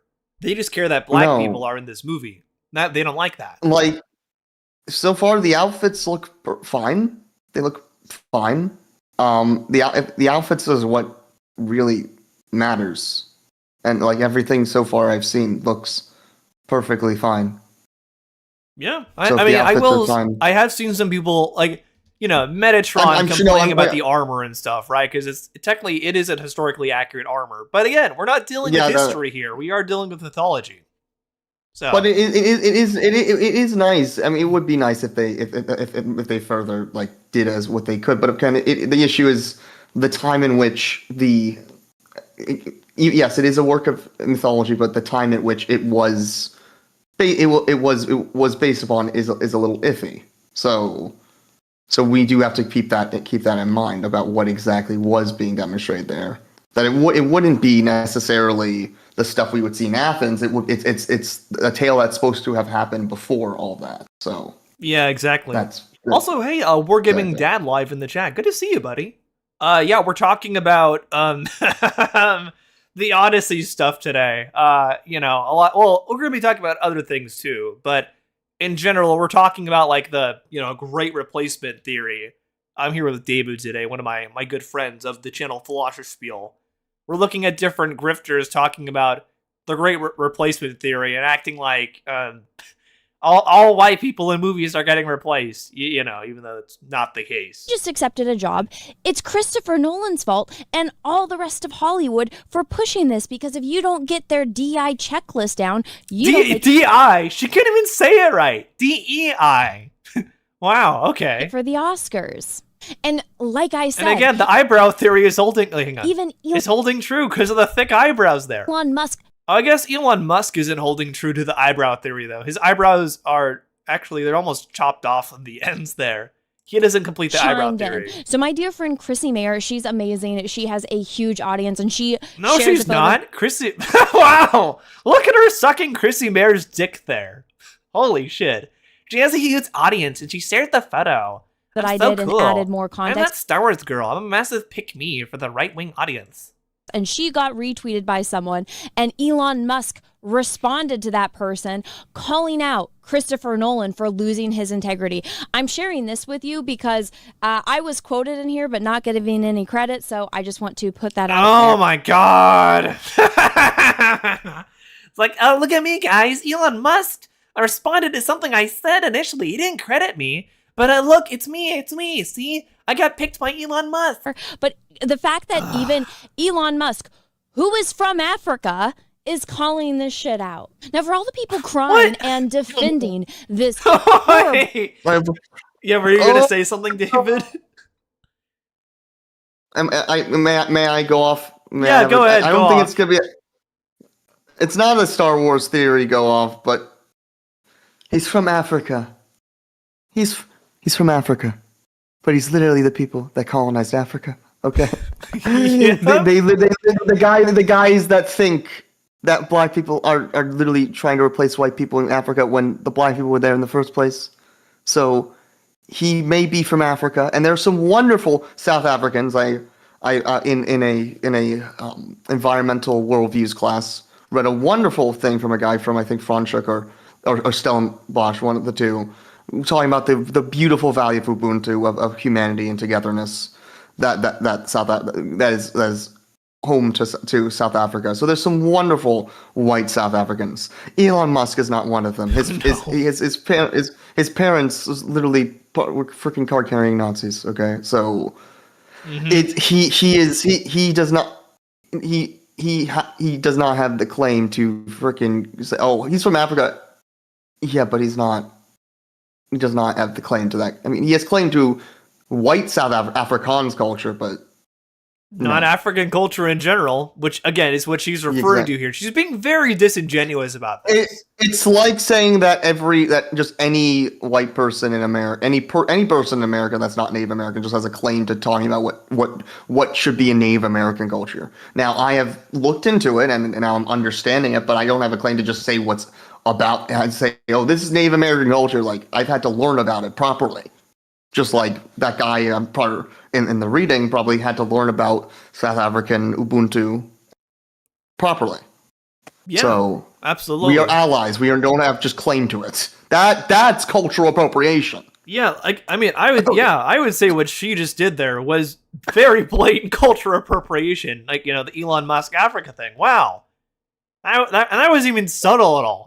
You were not sneaky about that, Star Wars girl. Nice try. Horrible. What a loser. Horrible casting. Horrible casting? Oh my god. Oh yeah, I can't have Lupita in my movie. That's horrible casting. Lupita's a great actress, man. Even if she is playing Helen of Troy, it doesn't matter, because she's gonna do great. Well, it's made up, so it's... Yeah, they're right. And again, Nolan is casting the people he thinks will do a good job in this movie. That's why this cast is there. Fine. And that brings the argument, well then, would you be fine with a white person playing Mulan? Would you be fine with a white person it's like what Birdman was talking about in his video too, the whataboutism, basically, right? It's like, well, what if Mulan was a white girl? What if Black Panther was a white dude? Like, nobody was talking about that, man. We're talking about you guys getting mad about Lupita if in the Odyssey, and the other people too, John Leguizamo, the Colombian man. What?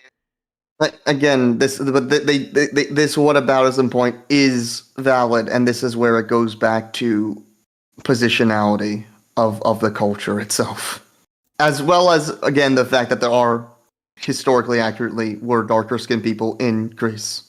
But yeah, it's a dumb argument. A white person playing Black Panther would be dumb, would be bad, and a white person playing Mulan would be bad. She wouldn't care about that. She's only bringing she that wouldn't up. care. No, she wouldn't care. She's only bringing it up because it's whataboutism.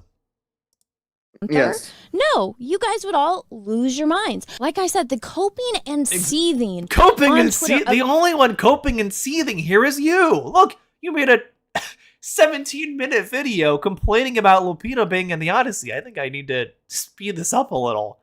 Honestly, my soul is further and further being drained by just listening to this. We'll put it on a 1.25 speed. We'll see how that goes. Yeah, I don't like 1.5. This blatant miscast and race swamping. It's so bizarre, and I swear, this is something so simple even Forrest Gump could understand. And they want to hide behind Forrest Gump. Where did that come from? Okay. Again, Mulan. Do you know how odd it would be? Why are you bringing up... What is with this Mulan point? Where did this come from? This is not helping your argument at all, you weirdo. What? I want to show you Birdman's video after this, David, because he actually did address that as well. I'm going to show you that after this, because he did a very good, kind of clap back to this as well. Because, again, the only reason they're bringing this up is because it's whataboutism. Nobody's even saying this stuff. White woman playing Mulan. 100%. That wouldn't make any sense. You made that up. You only brought that up because you want to still complain about Lupita being in the Odyssey. No one's even talking about Mulan. Where the fuck did that come from? They took Helen of Troy, known for her beauty. No, again. Wow. Okay. So first of all, she's acting black people can't be beautiful. Yeah, that's very telling. That's very telling. You're right, David. She's like, oh, Helen of Troy was beautiful. Black people aren't beautiful. Wow. All right, fuck off with that, first of all. Secondly, Exactly. Yeah. Helen of Troy's ethnicity was never even stated in the original story. So it just makes no sense. Written as a blonde, blue, green-eyed, white woman. Nope, nope, you're making that up. That's not true. You made that up. That is not true at all. You lied. She just straight up lied there. She's adding that in. That's cultural reappropriation right there. They're making her Aryan. Oh God, no. Mm-hmm. That's actual cultural reappropriation. I want all of you to take note of that. That is what actual cultural reappropriation is. Not any of the other stuff she was whining about. That is actual cultural reappropriation. Holy shit. Pale-skinned woman, and yes, didn't even try to hide it. That was so on the nose. Jesus Christ. I don't know where this whole thing is that Greeks aren't white and people trying to make that argument. And it's like, do you know that Greeks are real people? Like Yes, we know Greeks are real people. We do, and we do know that most of Greek people are indeed white. But there's a thing, if you would call history, that things were different back then. A lot of them are olive skinned too, though. Like a lot of it was like they're tan. They're pretty tan. Yeah. Yeah, exactly. It's not even like completely white. Like she does not know what she's talking about here. The way that you see these crazy people on Twitter talking about Greeks. The only crazy person here is you. You just straight up said like you tried to act like you just did cultural reappropriation, man. The only crazy person here is you. Mythology, like, and you're still Greeks going. aren't real people. Like Greek people don't exist apparently. Nobody said that. What the fuck? Oh no. Holy shit, she is making me crash out so hard. This woman is nuts. Everyone throughout history was from the continent of Africa ethnically, and they are responsible for everything in the world. I'm just like, again, this is something so simple Forrest Gump can understand. What did she just say? She tried to act. It's, again, that great replacement theory thing. What did she say about Africa? Did she just say something about Africa? Again. Yeah, that was very telling as well. I'm going to rewind and play it again. Real people, like Greek people don't exist apparently. That everyone throughout history was from the continent of Africa ethnically, and they are responsible for everything in the world. I'm just like, bingo, right there. That's the replacement thing. There we go, right there. Exactly. That is racist fear mongering. Holy shit, that is so on the nose. We all came from Africa. We did. We all did come from fucking Africa. Well, like, no, like what she's saying though, she's trying to act like, she's like, oh, black people are replacing all white people, right? That's what she's saying there. She's trying to fearmonger that, act like, oh, history's being rewritten so that people are acting like black people did everything. It's nobody's doing that. You're making that up, and you're fearmongering too. Holy shit, this is so bad. Holy fuck. She does not know what she's talking about. She's nuts. Again, this is something. Yeah, girl, so we dare you on, Forrest Gump exactly. can understand it, but apparently, Forrest Gump today. The only, like, if anyone's, like, debunking you on this on Twitter, Star Wars Girl, they're probably sane because they actually know what they're talking about. You don't. You've proved this time and time again. And why does she keep bringing up Forrest Gump? What does that have to do with anything? I think she actually does follow Alex Jones based on all of this. I think she does follow Alex Jones. I'm thinking she actually, I mean, again, it's showing up in her feed already, so that's probably it. But she probably does follow Alex Jones because she's kind of acting like a female version of Alex Jones here a little bit. She either follows him or she follows people like him, and therefore he's suggested, because obviously the way of Twitter is that people like that get suggested. So I mean, yeah, and Kershaw is more some slack. Kershaw is more on the nose as a female version of Alex Jones, even more than this woman. Like, this is pretty bad. But well, Kershaw I mean, the female is version of Alex Jones is Candace Owens. Oh, yeah. I mean, Candace Owens is the female version of Alex Jones, and Alex Jones is kind of becoming a shell of himself by when he tried to debunk a Candace Owens theory because he's just meat riding Trump so hard. Exactly. But what was your question earlier, Dr. Boshi? I missed it. I must have missed your question. Let's see here. Socialism and communism are the same thing. Dr. Boshi They are not appears the same thing. Socialists and communists had massive disagreements back then. I do not know the substance of them, but I do know that they massively disliked each other back in the day. So no, they are not the same thing. They aren't. Imagine thinking socialism and communism are literally the same thing. That's. Wow. I mean, these people think that what Obama was doing was communism when that's couldn't be farther from the truth. Exactly. Man, imagine being my biggest fan, aka Dr. Boshi, but not learning anything from what I'm teaching folks here. Dang, Dr. Boshi, you gotta pay more attention. Extremely high IQ. So that movie would be Jesus was completely different wrong. now. I feel Yeah. like I'm talking to, I want to say children, but even children are more intelligent. Oh my god! What the fuck is this demeaning attitude? My guy, children are more intelligent than you! I don't even know what to say at this point. You Children have innocence. Yeah, at least children aren't trying to push some freaking great replacement theory like you are. I'm glad we actually watched this video, because this is one of the most blatant examples of it that I think we've seen today on this stream. Than the people that are arguing about this on Twitter and coming into my Birdman thread got and an my IQ of post 140 screaming on it? insults Yeah. and profanity to try to defend this. And it's like, I wonder if that's why she brought it up, actually. Because I know Birdman replied to someone. I think it might have been her, actually. I do think Birdman replied to Star Wars Girl on Twitter and said, Helen is going to do a good job. And that's why they want her in there, which, yeah, he's right. He's correct. Hang on. but apparently Forrest Gump today would have an extremely high IQ. So that movie would be I wonder if that's why she's bringing up the IQ thing, because of Birdman. completely different now. I feel like I'm talking to, I want to See say my children, but even reaction right children now. are more intelligent than the people God. that are arguing about I'm this just on Twitter and coming depressed into listening to my this thread woman. and my post, screaming My insults soul and is profanity dead. to try I to know. defend this. And Like, it's she's where worse is than life? the other two we listened to. She's worse than Where Neurotic is- already. And, yeah. Which is saying a Where's lot, God by the in this way. world? Neurotic's pretty bad. And Heel versus Babyface is bad, too. But this woman just is even worse. And even worse than the Doomcock guy, even. Man. listen. You know what? You need to go Doomcock read guy the at least history tried to book play. and He learn tried. about It was Yeah, cringe, but- but he tried. Yeah, he did fail, sure, but at least he tried. Man, this woman just is not even, she's not even trying to hide it. Honestly, I would say Nerdrotic and the Doomcock guy, they were trying to like hide it more, conceal it. She's not even hiding it. It's all right there.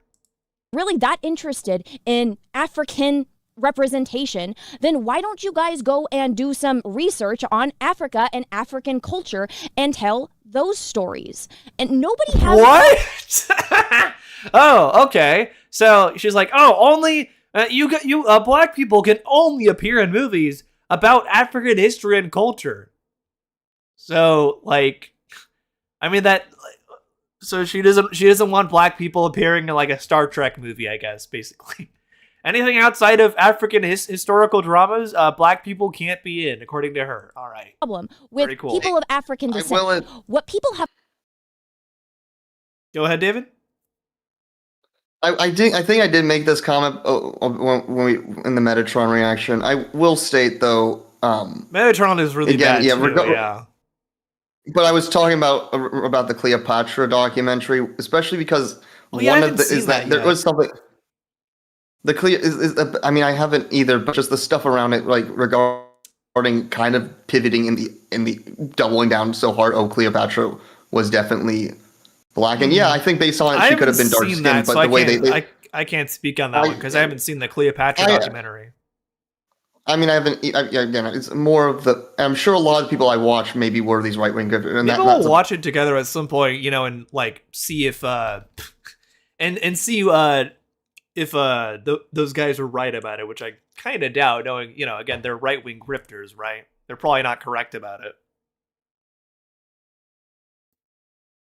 That there is a comment. There is a comment in that like there's one person like, oh, my mother told me Cleopatra is black, and that must be true.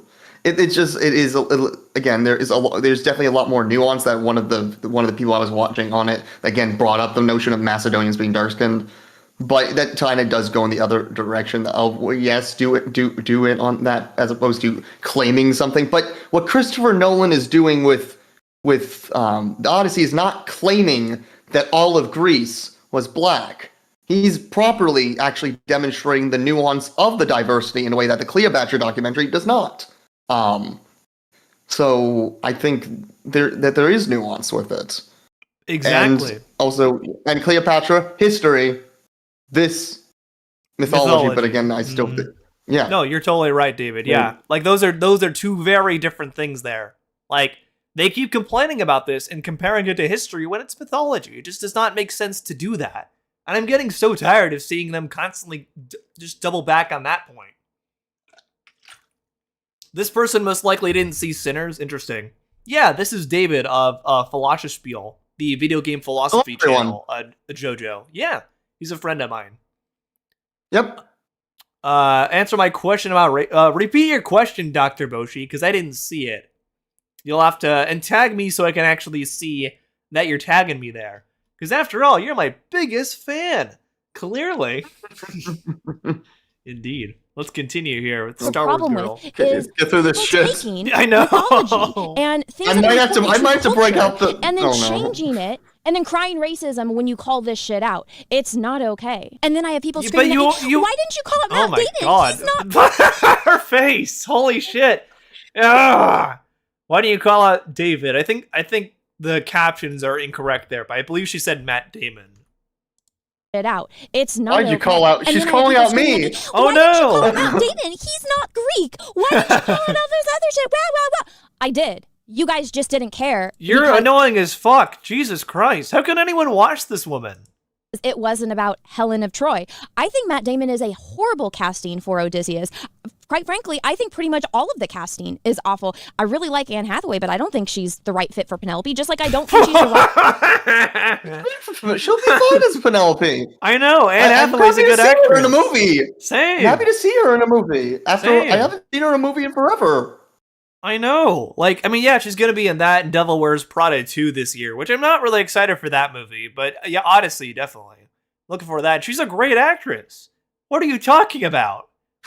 Okay. It's kind of weird that didn't Anne Hathaway like start on like Disney Channel stuff or something like with the princess? Yeah, like Princess Diaries. That was like, I don't know if I'd say that. I think that was her breakout role, actually, possibly. I'll have to look again, but I believe that was one weird of her, because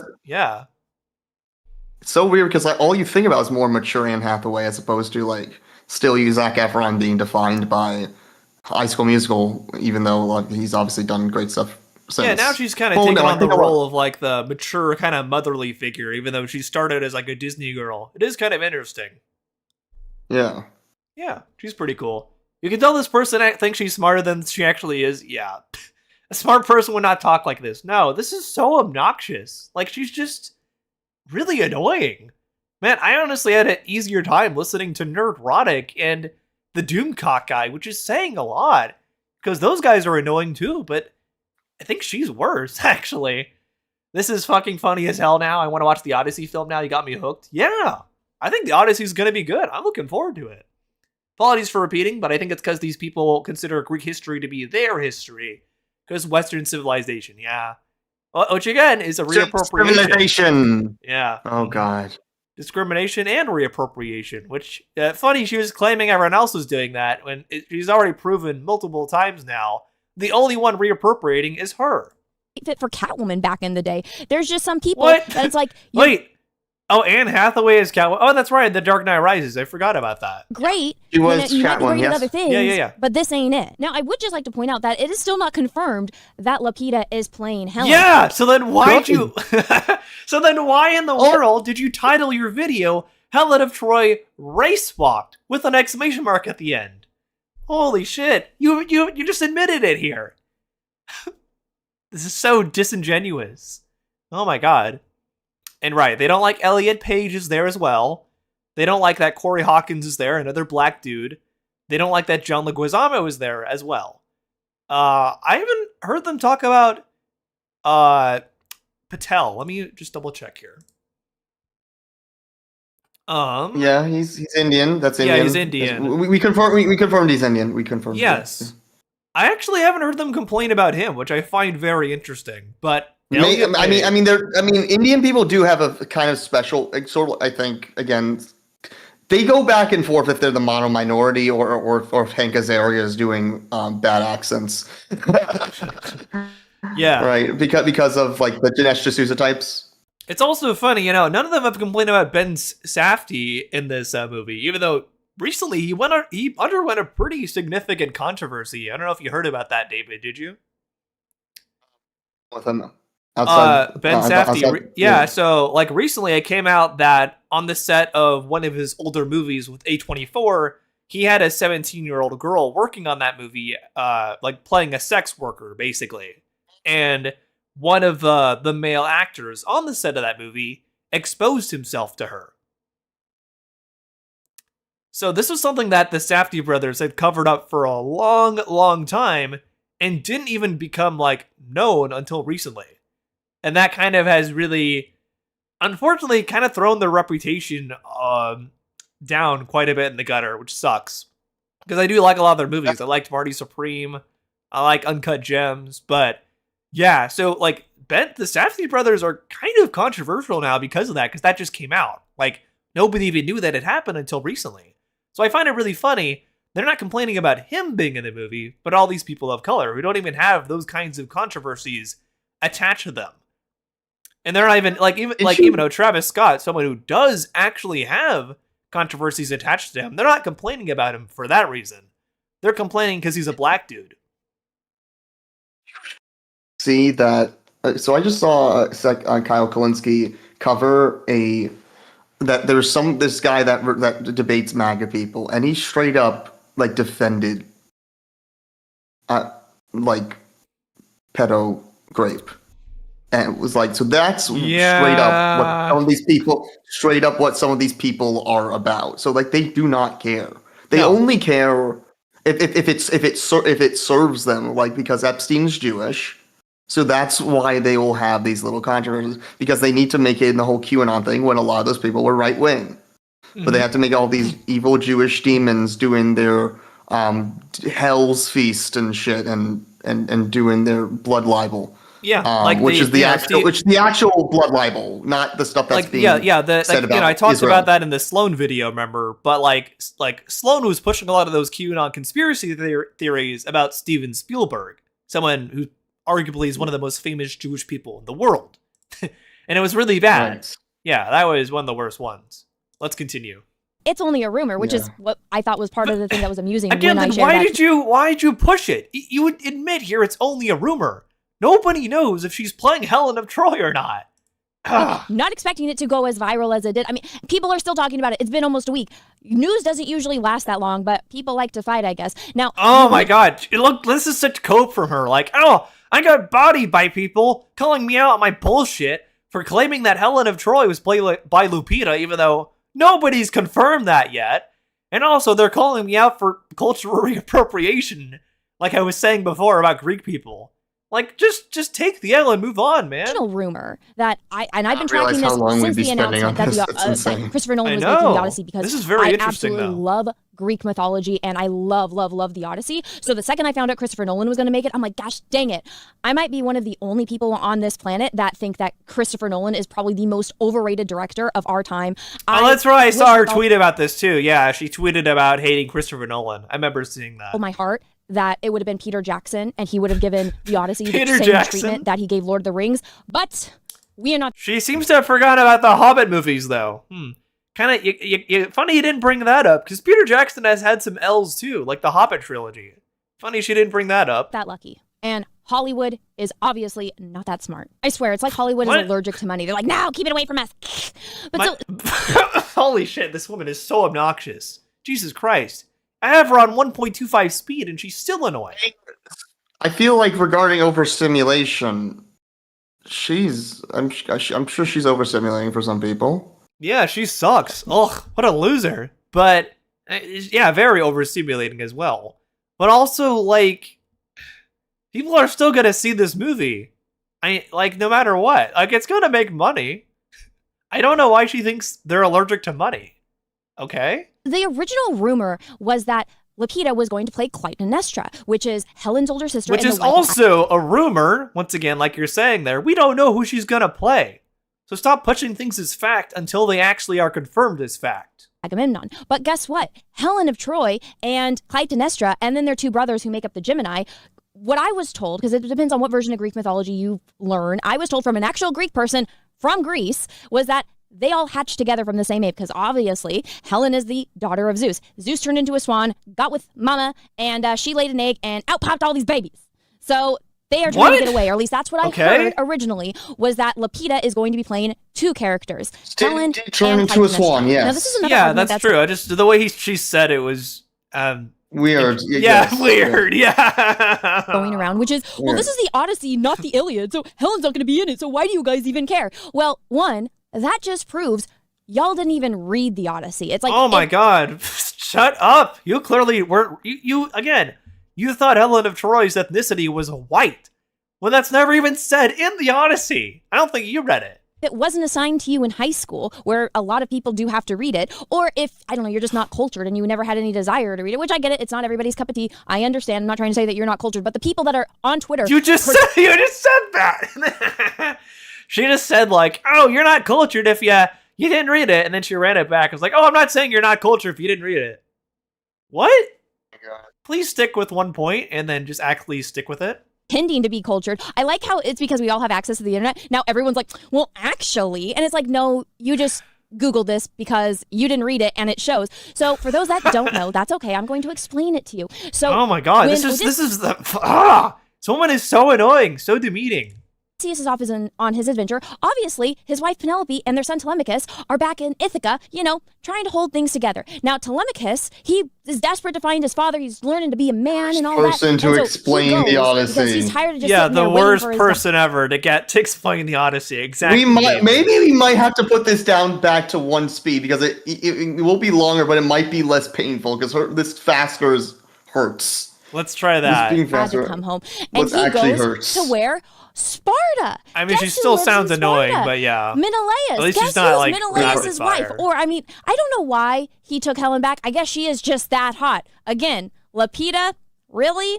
So no, he's trying to claim Lupita is not beautiful, even though she is. It is vaguely less painful though. It is vaguely less painful. Okay, we'll keep it on 1 speed then for now. But yeah, she tried to say, "Oh, Lupita is not hot. She's not beautiful." Again, the same thing she was doing before, trying to claim black women can't be beautiful or something. What? I think she's a very pretty actress. Menelaus is there, and he talks to Telemachus about Troy and the Trojan War and about his father. Now, there just could be a chance, considering she is still alive and well, and back with Menelaus. This whole thing is bad faith. I agree, Micah. And so Helen would be there. It's like, bam! Wow, amazing what can happen if you actually read the book. I don't know, it's been out forever. Crazy, right? But alas, reading is hard, and either just blatant name calling or a quick Google search is much more. What? But what do you mean? So you trying to, again, we don't even know if she's playing Helen of Troy.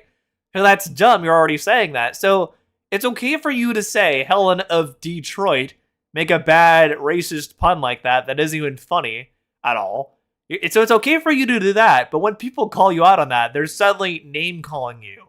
Okay, sure. Much easier for this people. I really wish Elon would add this feature. It was great when he added the location feature, so now we can see all these bots coming out of India, which is hilarious. Whoa, wait, what? Okay, there's the racism. Uh-huh. Actually, I don't know if that's necessarily. That is racism. Let me rewind that and play it again for everybody. Google search is much easier for this people. I really wish Elon would add this feature. It was great when he added the location feature, so now we can see all these bots coming out of India, which is hilarious. No. Okay, holy shit. Yeah, this is some very Alex Jones type stuff too. Jesus Christ.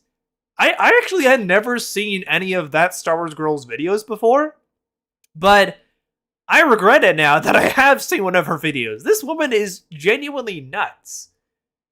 Like, this is kind of crazy. I really wish it would be like Indian an bots, IQ test. So you take an IQ test. She is pretentiously annoying, and she also is just not very smart. Like, the fact she keeps calling other people, like, saying they're dumber than Forrest Gump or whatever, saying they should take IQ tests, saying they're all bots from India, apparently. Like, she's saying all this stuff, but it's clear she doesn't actually know what she's talking about in relation to the Odyssey or Greek culture either. We've already shown that many times here. Added the location feature, so now we can see all these bots coming out of India, which is hilarious. But I really wish it would be like an IQ test. So you take an IQ. So she thinks Twitter users should be required to take an IQ test? Then you would not be on Twitter then. I hate to break it to you, Star Wars girl. I think you and a lot of the other grifters probably wouldn't be allowed on Twitter if that was like the requirement. Test before you get into your account, and then your check Oh my mark God. turns the color of whatever bracket your IQ is. Wow. Okay, then that you would probably be in the lower tier. I hate to break it to you. That would solve so many problems and be absolutely hilarious, because whatever the lowest ranking would be is the people coming onto my timeline and screaming, Holy shit, this is such projectionism here. racism, which is ironic because Why are you it's saying like I said earlier, racism? if What the somebody was Okay. making a movie that took place, in Africa, and it was African mythology, and they replaced one of the main characters. You need an IQ with test, a Star white Wars girl. person, I agree. They would lose their This is minds and terrible. scream racism. I blame And you it's for like I this. said This is my earlier first with time seeing her at all. Mulan. Yeah, If Mulan was same. played by a Shut blonde up! Stop with the Mulan thing. What? This is the third time she has brought this up. This is such whataboutism. This is terrible. Stop bringing that up. We're not talking about Mulan. You made that point up. Nobody is talking about Mulan being played by a white woman. You're trying to act like that's something that's happening, but nobody's pushing for that. You made that up. blue-eyed white girl, everyone would lose their minds, because guess what? That would stick out like a sore thumb. That wouldn't make But sense. nobody's doing that. What we're talking about here is you complaining about Lupita being in the Odyssey. Stop trying to distract from the point. Right. If Lupita was cast as Mulan, it would be like, well, you're racist. And it's like, no, that sticks out like a sore thumb just as much as it would if it was a blonde-haired, blue-eyed white girl. What? Okay, again, nobody is casting Lupita as Mulan as well. That's also something you made up there. What? There is a reason the race swap meme Oh exists. no! It's the ginger side thing. Okay, do you know about this, David? What is this? So, a lot of these guys, especially like people like her that are part of the whole great replacement theory thing, like, they think all red-haired people are being replaced by black people. So, you got little orphan Annie here, right? She was a comic strip character with hollowed out eyes, because the idea was that people reading the comic strip could like fill in her expression for her, like make her angry, make her happy. It was supposed to kind of be a way for the reader to add to the comic. Basically, it was a really unique thing at the time. They made her black in a reboot of Annie. I'm aware. Yes. Yeah. Yes, they did. So yeah, and that it's funny. Nobody brought that up then. I find this very telling. Nobody brought up then at all about anything about woke or DEI or anything like that when Annie came out. Because Annie came out. When did that come out? That came out like 10 years ago now, right? I was in high school. I was like in high school. yeah, Yeah. like Actually, the more recent one, Annie movie. I actually think that movie might have come. Yeah, that movie came out when we did in my freshman year. We had a freshman musical and we did Annie. So yeah, that's right. And they got Jamie Foxx to play the dad in that one. Yeah. So I find it very telling and very interesting that nobody even complained when that movie came out. It's only now these guys are looking back at it and complaining. And look, there we go, April O'Neil, which we'll be getting to eventually here as well. That is one of the biggest ones I see so much from like supposed TMNT fans being like, oh, April O'Neil is played by a black woman now in a Rise of TMNT. That's Ginger Side. Or, oh, it's even worse now because she's played by a fat black woman or like a plus size black woman. It's like, Jesus Christ, you guys. Also, because, like they would rather, basically, they want something they can goon to. They don't think they can goon to a black woman, which is very telling. And they want to be able to goon to original 80s April, who also was much less proactive, by the way, than later incarnations, like the 2003 version, or even the 2012 version. They like the original 80s version, because she is the most goonable for them. But also, I love how she's citing Mahler, of all people, here. But it's also funny because in the more recent version, you know, like they're complaining they can't sexualize April. Like, she's a teenager. She is canonically 15 years old in the more recent movie, Mutant Mayhem. And they're complaining about not being able to goon to her, which is really creepy. Like, that's Disgusting. yeah, disgusting as fuck. Yeah, we got Iris West here from The Flash. That's right. They didn't complain about that at the time. Again, find it very telling. It's only now they're doing that. They didn't complain when Wally West was replaced by a black dude in The Flash originally. They're only doing that now. It's all this stuff. But they think Daphne got replaced by a black woman? When did that happen? This whole ginger side thing is so stupid. Miss Frizzle, I guess, as well, or whatever. This is really dumb. Yeah, it's all this. Yeah, Ariel, Little Mermaid. Yeah. And they've just added another one to their belt. At the end of You the may day, have April hate is gross, this is dude. wrong. It is That's- really, like, it's some of the nastiest stuff. We're going to get into that later, but that's, I think, some of the nastiest examples of that. That's the moral of it. This is absolutely terrible casting, and it's 100% Oh my not God. fair to Lupita. I get it that she What? just got a job. Okay, now you're trying to act like you care about Lupita. You don't care about Lupita. You don't want Lupita in the movie. You've made that so clear here. Imagine, like, shitting on Lupita and her role in the Odyssey for 12 minutes of your video. Then suddenly, you're like, oh, I actually care about Lupita. I get that she just got a job. Let's see what else she says here. She gets to work with Christopher Nolan. That's an amazing opportunity. It's not her fault the way that Hollywood is designed. What? And Oh my God. Okay. everything is DEI. And if you don't have a certain amount that checks that little list, you're not going to make the Oscars. If anything, Elon Musk is 100% right. If Christopher Nolan cared Stop shilling for Elon Musk. It's like every 2 seconds, too. about his integrity, he would say, F the Oscars, F your DEI checklist. I'm going to Oh make my the God, she's still acting like this is a thing. She thinks the DEI thing is real. Holy shit. Is she saying that Elon Musk is going to make his own Odyssey movie? Is that what they're saying? No, she's talking about Christopher Nolan, you know, like, she's trying to claim that, like, oh, if Christopher Nolan had integrity, he would say, I don't care about the Oscars, I don't care about your DEI checklist, which isn't a thing, by the way. Like, she's making stuff up still. You know what I thought that reminded me of is the Snow White backlash when the Daily Wire tried to make their politically incorrect traditional Snow White movie with Brett Cooper. Oh, yeah. Yeah. And again, it's funny because she has the eyebrow theory. Like, she has the eyebrows like Brett Cooper, like Ben Shapiro, like Jester Bell, because they always have those, like, really thick, very prominent eyebrows. I don't know what it is about right-wing commentators, but they always look like that. movie the way that it's supposed to be made. And I'm going to keep it accurate. And it's always the most obnoxious ones, too, that look like this. Jester Bell is annoying as fuck. Ben Shapiro is annoying as fuck. This woman is annoying as fuck. And Brett Cooper is annoying as fuck. Elon Musk is right and Christopher Nolan is 100% wrong. And yeah, he doesn't really care about the integrity of the films that he's making. All he cares What are you talking about? Like, again, there are definitely Christopher Nolan movies I'm not as into, but he very clearly does care about his craft. He always makes things in a very specific way. He always films things on 70mm film. He always, like, makes sure to use pretty much completely practical effects.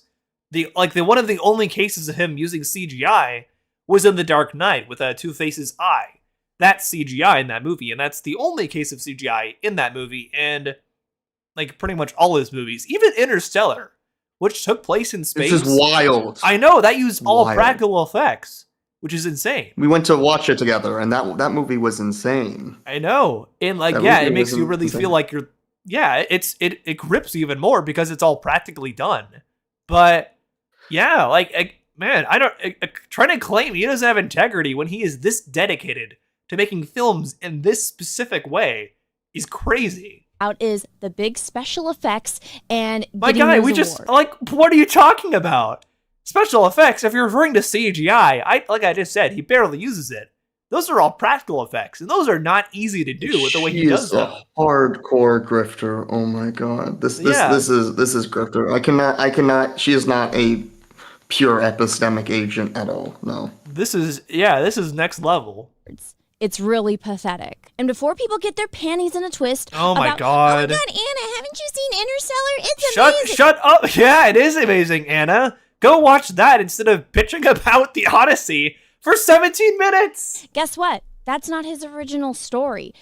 He's just good at getting the special effects people to do special effects, and he has a bunch of...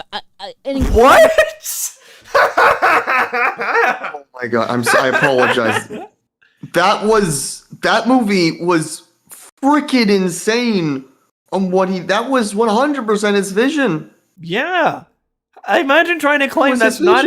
Yeah, that was Christopher Nolan's vision. How are you trying to act like it wasn't him? He directed the movie. He made it like that. Okay. Actors acting in that movie. Could have easily been The Room, but you got talented people working on something. The Room? Imagine trying to compare a Christopher Nolan movie to The Room. What the fuck? And Interstellar, no less. What? Okay, The Room is we get Tommy Wiseau because Tommy Wiseau wants to do something. Interstellar, I'm gonna get all the best people to do something, and that might be also why he's bringing back Anne Hathaway, because Anne Hathaway was in Interstellar. So I'm gonna get all the best people to make a very good work of art that has multiple layers that people can actually think about and take away different things from. As opposed to The Room. The Room, yeah. The Room is funny bad, I will say. Like, it is ironically enjoyable, but comparing Interstellar, a movie that is, by all means, actually good, and a really good hard science fiction, too, to The Room? I don't even know what to say to that, man. Where did that come from? For Nolan movies, like I said in the beginning. Oh my God. He's the most overrated director. Holy shit. Of our This is time. crazy. And if you don't believe me, yeah, that is a go joke watch take, Tenet. Daniel. What a terrible dumpster fire of a film. Now, I will say, I don't think Tenet is as good as his other stuff. I wouldn't call it a dumpster fire of a film, though. That's pretty blatant exaggeration. Or just go look at what he's already produced for the Odyssey. Do you see this Trojan horse? Do you see how it makes absolute zero freaking sense? What do you mean it makes zero sense? In the argument where he's trying to do something different. It's like, you're not like reinventing the wheel. The wheel is fine the way that it is. Making a square wheel is not going to fix things. It's actually going to make it worse. Like, look at this design. All they would have to do is stab from the bottom. So you have a bunch of dudes sitting inside this horse all day and most of the night. So guess what? The reason why Odysseus designed it to be standing on all four legs, well, probably because that's freaking normal, but it would be high enough that they wouldn't be able to reach from the bottom to stab them. And yes, if you're going to stab from the top, everybody can crouch down. But unless the Greeks are going to get all the, stairs and ladders or excuse me, not stairs. This is so chairs fucking and obnoxious, ladders dude. to climb up to stab them from the bottom, and then they can just all grab down Again, from it's the like top. it's the same thing that the Doomcock dude was doing, nitpicking the Iliad, basically. May I make a comment again? Go ahead, I made briefly the first Metatron stream. We are allowed to redefine. If every adaptation of the Odyssey was the same fucking thing, what's the point? Exactly. Like, what's the point, right? At the same time, again, I say this with more vulnerable populations whose stories haven't been necessarily seen like Native Americans and other indigenous cultures, that you need to get accurate. A lot more accurate. But yeah, we're talking about mythology here.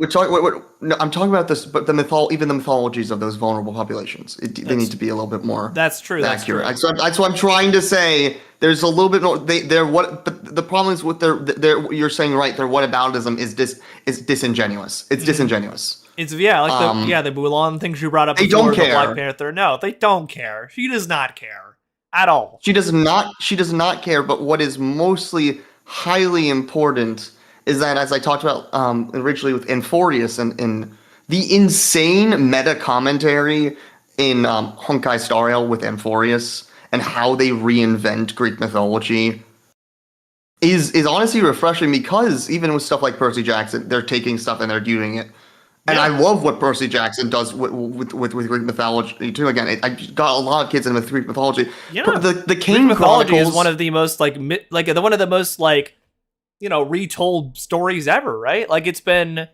like reinterpreted so many different ways over the years. Like Percy Jackson, like you just said, right? Disney's Hercules, great example there too. Kid Icarus Uprising, even. There you go. exactly. Hades. Kid Icarus Uprising. That's a lot more. Yeah. It's like, Yeah. So with like Amphorius, the interesting twists they do with it with Greek mythology in that I will not give the massive spoiler of Amphorius, but that twist and how they just is like to give this insane meta commentary is wild, and Greek mythology is the perfect platform to do it with. Oh, totally. And yes, yeah. there's some mythological. Again, I'm not going to give. I think actually no. I did tell you the spoiler, and you were like, "What?" I should forget. Yeah, no, you're all good, dude. You're all good. But like you're able to do because we've had so much to make those twists. The Odyssey's not doing one in 40s. It's not even doing what Percy Jackson did. No, exactly. But it's a fresh take on what's happening. Exactly. But we're allowed to have these new stories. We're not. It doesn't need to be the same shit over and over. With a more popular retold story like this, again with a more vulnerable culture, like it needs to have a lot more care. Yeah, but the Odyssey has been it's one of the most popular stories of all time. It's been retold time and time again. So it doesn't in Greek mythology in general. So yeah, it doesn't make sense. A lot of this bullshit is wild. I agree. I think they should make another Kid Icarus, Ryan. Kid Icarus Uprising is 100%. At the it's very good least, that Sakurai. At the very least, they should port it to Switch, or Switch 2. At the very least, they need to port Kid Icarus Uprising to Switch 2. Fully agree. Yeah. And yeah, like Camelot said, Interstellar advanced scientific understanding. Because yeah, it's a very hard sci-fi movie. It's like Steins Gate, Steins Gate is hard sci-fi too. And it deals with a lot of real scientific theories. So yeah, that's a great movie. But imagine trying to compare that to The Room. Like, what is the comparison there? It made no sense for her to say that. Odysseus was like, we'll just lay in the belly. They'll try to stab us from the top if they can get on top of it. And she's doing the same thing Doomcock was doing. Yeah, nitpicking the Iliad. In this scene that was previewed for everyone, a dude actually gets stabbed, and another dude is just right there with a little cloth to wipe up all the blood off the sword. Now, if anyone has ever held something, doesn't have to be a sword. Can we shut up about this, please? Something, you know what it feels like. I'm just gonna fast forward through this. We already talked about this with Doomcock.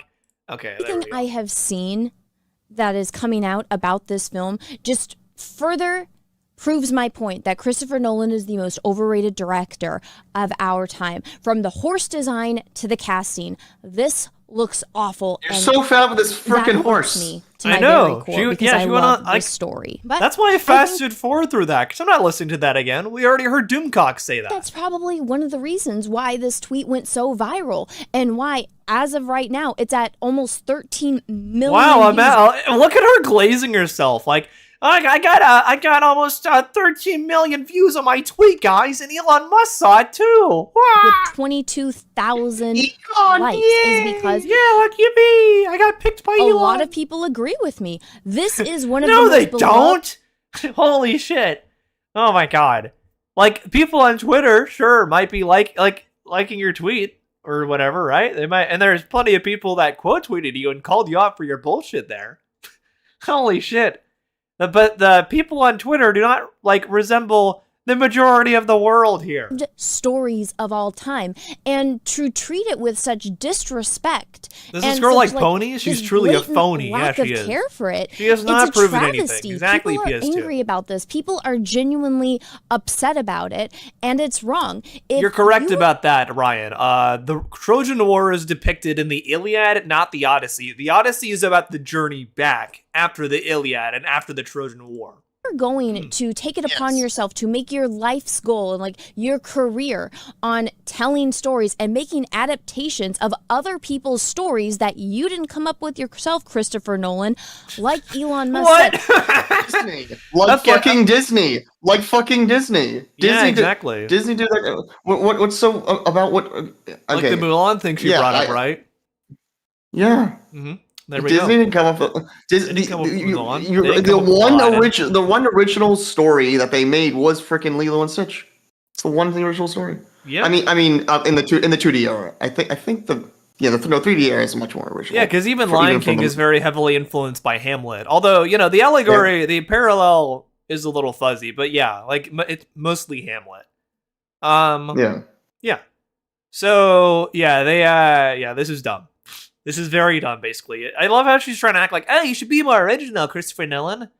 Like, he has made original movies before, Interstellar. I just brought that up. But even then, if she's referring to like taking like tropes or like elements that are seen in a lot of different kinds of stories, everybody does that.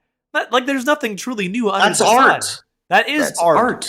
Yeah, that's the point of art, being able to reinterpret and bring something new to a popular genre or type of storytelling. You lost your integrity, or you don't have any integrity. Oh my You need god, to enough freaking of the get some. integrity comments. But anyways, everyone, I have ranted long enough. Yeah, you sure have. Oh my god, that was unbearable. Jesus Christ, what an obnoxious woman. Wow. I wouldn't say I regret watching this, because I think there was definitely a lot of very educational stuff here. But that was really obnoxious. That woman was really annoying. Okay, so we got one more to check out for the Odyssey from an actual black person, which is interesting. Somebody recommend I check this out. Here we go. Okay. So supposedly, this dude is a black pick-me. I know nothing about this person. I just want to say that up front. We're gonna see if they're actually a pick-me, though. We'll see here. We'll see. Try to And then after this, we're gonna move into Endymion and some of the He-Man and TMNT stuff. Hey, black people. Another day, another race swap over there in Tinseltown. Oh, he's already going for it. Okay. Again, we don't know if he's gonna say the Helen of Troy stuff. We don't know Helen of Troy's ethnicity. So, doesn't make any sense to say that. Because it's just been revealed that Christopher Nolan's The Odyssey has another race swap along there we the go. cast. Okay, it's right there. Because Lupita Nyong'o is going to be playing Helen of the South Side. Helen of the South Side? Really? Yes, along the likes of Zendaya playing the goddess Athena. Can't wait to watch Zendaya groan and frown for about 2 hours, because that's pretty much all that she does in most of her roles. John TDS Leguizamo is even in this film. If you follow ICE, unfollow me. Don't come to my shows and don't watch my movies. I mean, yeah, he's right though, dude. TDS, Well, Trump derangement syndrome. But he's right though. John's correct. Yeah, he's right. We can see his political angle. Yeah, he's a Kanye type. Well, we don't know full on why black is right, but in that direction. Yeah, he's definitely. I mean, he's already shilling for ICE, not so subtly there. So. Anyway, you didn't even have to ask. I mean, I don't even know why you're in this film. It's not like you're some kind of big shot actor or even know how to act. So what are we doing here? We got a couple of black. Is he trying to claim Lupita's not a big shot actor and doesn't know how to act? Huh? Or was he talking about John? Was Lupita Shuri in Black Panther? So I know she was not Shuri. She was. I'd have to go. It was like I don't want to butcher her name, but it starts with an N. Nikita or something like that. Nikita. Yeah. Like. Okay. Yeah, I'll go back and check later. But look, he's complaining about more black people. Okay, let's dudes that are in this Greek story, and we also got an Indian and an Asian, and not to mention Travis Scott. Okay, now he's finally angry about Indian people. Okay, someone's finally angry about that. Yeah, it's interesting. It's interesting that the Indian part was not brought up until now with this dude. It's true. Like race infighting. Yeah, it's very. I mean, obviously, he's also bitching about the black people, but like. Well, he's a Colombian man. John Leguizamo is Colombian. Yeah, he's Colombian. Yeah. Yeah. That's good reason why he was in. We don't even need. Oh no, Elliot Page! He's gonna say that. Oh, it's always the same people they bring up too. I'd say pretty hardcore pick me that he's going all in. Yeah, this is pretty bad. And we don't even need to talk about the Elliot Page in the room. It's pretty difficult to put into words how disgusted I am, how depressed I am. This film should no longer be called. Transphobia. Yep. Honestly, it should be called The Message, because it doesn't in any shape The or form look like Message. Iliad. Oh no! Now he's unironically quoting The Critical Drinker. Oh no! The message is to be a good person, and you're not being a good person. That's the message of outside of his weird stuff with the sirens. But yeah, message is weird. It's like a modern day Democrat run airport. Oh my god. Okay, yep, this is Wait, what? He's using the same clip the Birdman does, saying he's out of line, but he's right. And it's not like they didn't hire all these people for no reason. Go over there and look at the Oscar Birdman's rules. a lot smarter than this guy, though. You have to have a certain number of demographic of people on your set in order to even be nominated for some of these awards. They literally have virtue signaling in their award show. What? Like, it's not based on merit. It's about what? Is that actually true? No, Is that actually true? Well, let me just look here.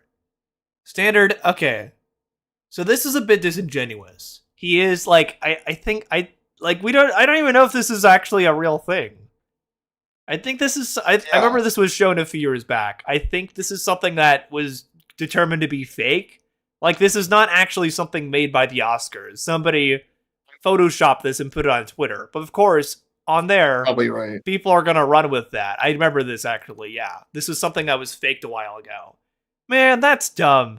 I can't believe he's running with that too. Nominated for some of these awards. They literally have virtue signaling in their award show. Like, it's not based on Phoenix merit. Rising, It's about your welcome skin on in. color and about who you decide to sleep with. Like, I can't even believe this is What? real, bro. Everything that you see I will. about Okay, I Christopher will say about the Oscars. I don't like the Oscars because a lot of the time they aren't, you know, or they're not based on actual quality filmmaking. I mean, until recently, a lot of the times they weren't even watching the films that were like submitted to the Oscars. That was only something they started doing recently. Because a lot of the times people will, you know, behind the scenes, like, shill, like, different movies, be like, hey, you should prop this up, get this a best picture nominee. I think one of the worst culprits of this is James Cameron. He did that a lot with Avatar, for sure. That's why Avatar... Shit around Emilia Perez as well? I mean, somebody behind the scenes did that for that, too. That's true. It's, it's all that stuff. That's Odyssey. why it's To me, at again, it's least. not actually based on quality filmmaking. I'm not going to say merit, because that's what he said. But I will say the Oscars generally is not based on quality of filmmaking, which is why I don't take them seriously. They're a joke. just screams this is a typical Hollywood production. It is. This is fluffy. exactly what they were doing back in... I wouldn't even say it's a popularity contest. I'd say it's a money contest. Because if you got money to, you know, pay people off, you can absolutely make it there. James Cameron did that with Avatar 1 and 2. The 50s and 60s when they were making these epics, except in the opposite direction. Because when they were making them back then, they would put I don't white know people if in anyone roles of would have black people cared or about darker-skinned Emilia folk. And Perez now if it it's wasn't just the hyped total up. opposite. They're like, hey, Yeah, this is a Greek story. nobody would have cared if it had not been shilled intentionally at the Oscars. Stories of all time, one of the most influential stories of all time that helped kickstart the adventure story genre. Let's go ahead and throw some niggas in there. How about we get some Indians in there? Because you know we care about diversity. It's not like we can't just make original stories or original characters and then try to tell them that way and make the audience fall in love with them due to our good writing and things like that. No, let's just give them some more hand-me-downs because that's the easier way for us to do things because we're talentless hacks. And I'm just speaking to the broader sense of Hollywood. Imagine calling Chris Nolan a talentless hack. Jesus Christ, this is terrible. I already laid out why he's talented. I'm not calling Christopher Nolan talentless because that would just be delusional. But my guy, okay, good. Thank you for not saying that. Actually, you're doing better than Star Wars Girl. I take that back. Good, but you're still a grifter.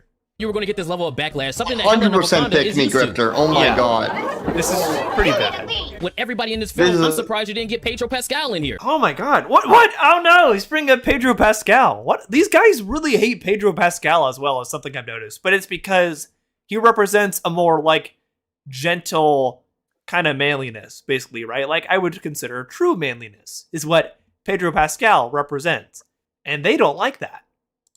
Maybe he did audition, but he probably had too much anxiety around the casting director. But let's go back to Oh my god. Yeah. There Troy real quick, because to be honest and not yeah, to because joke around, opening up about mental health and anxiety is totally bad, right? Not manly at all.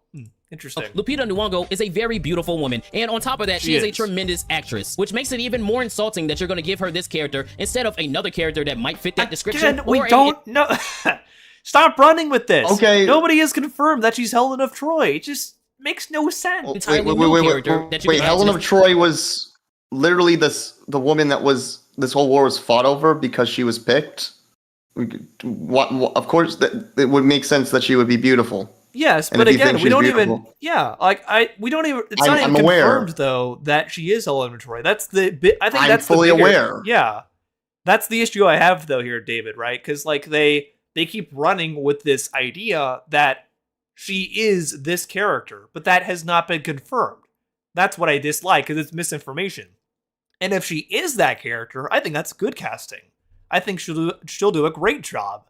But like, it's not even confirmed yet, but they're still running it with it as though it's fact. Adaptation of the Odyssey, because Helen of Troy has been described multiple times, not just in he's the a very actual story positive of Homer's The masculine role Odyssey, model. but in other renditions of this tale, great. as having fair skin, having golden hair, blue or green eyes. I'm sorry, but I don't think those kind of... Oh, dang it. He's going... Okay, he's doing descriptors it fit again. a black person, if you ask me. I would say the only thing she has in common with Helen of Troy is she has a face you can send 1,000 ships after. That's about it. Other than that, there is no similarity. And it just sets off more red flags for me and others when it comes to this film, because it's been having a lot of backlash since it started. First thing, again, Zendaya and Tom Holland. People have fatigue for those two actors because they're tired of seeing them all over the place. Not saying that they can't act, but they're just tired of seeing them. Number two, this is Christopher Nolan. That is a positive, and it's also a negative, because Christopher Nolan is one of the greatest directors of all time. And in second, he's great. I would say greatest of the 21st century for sure.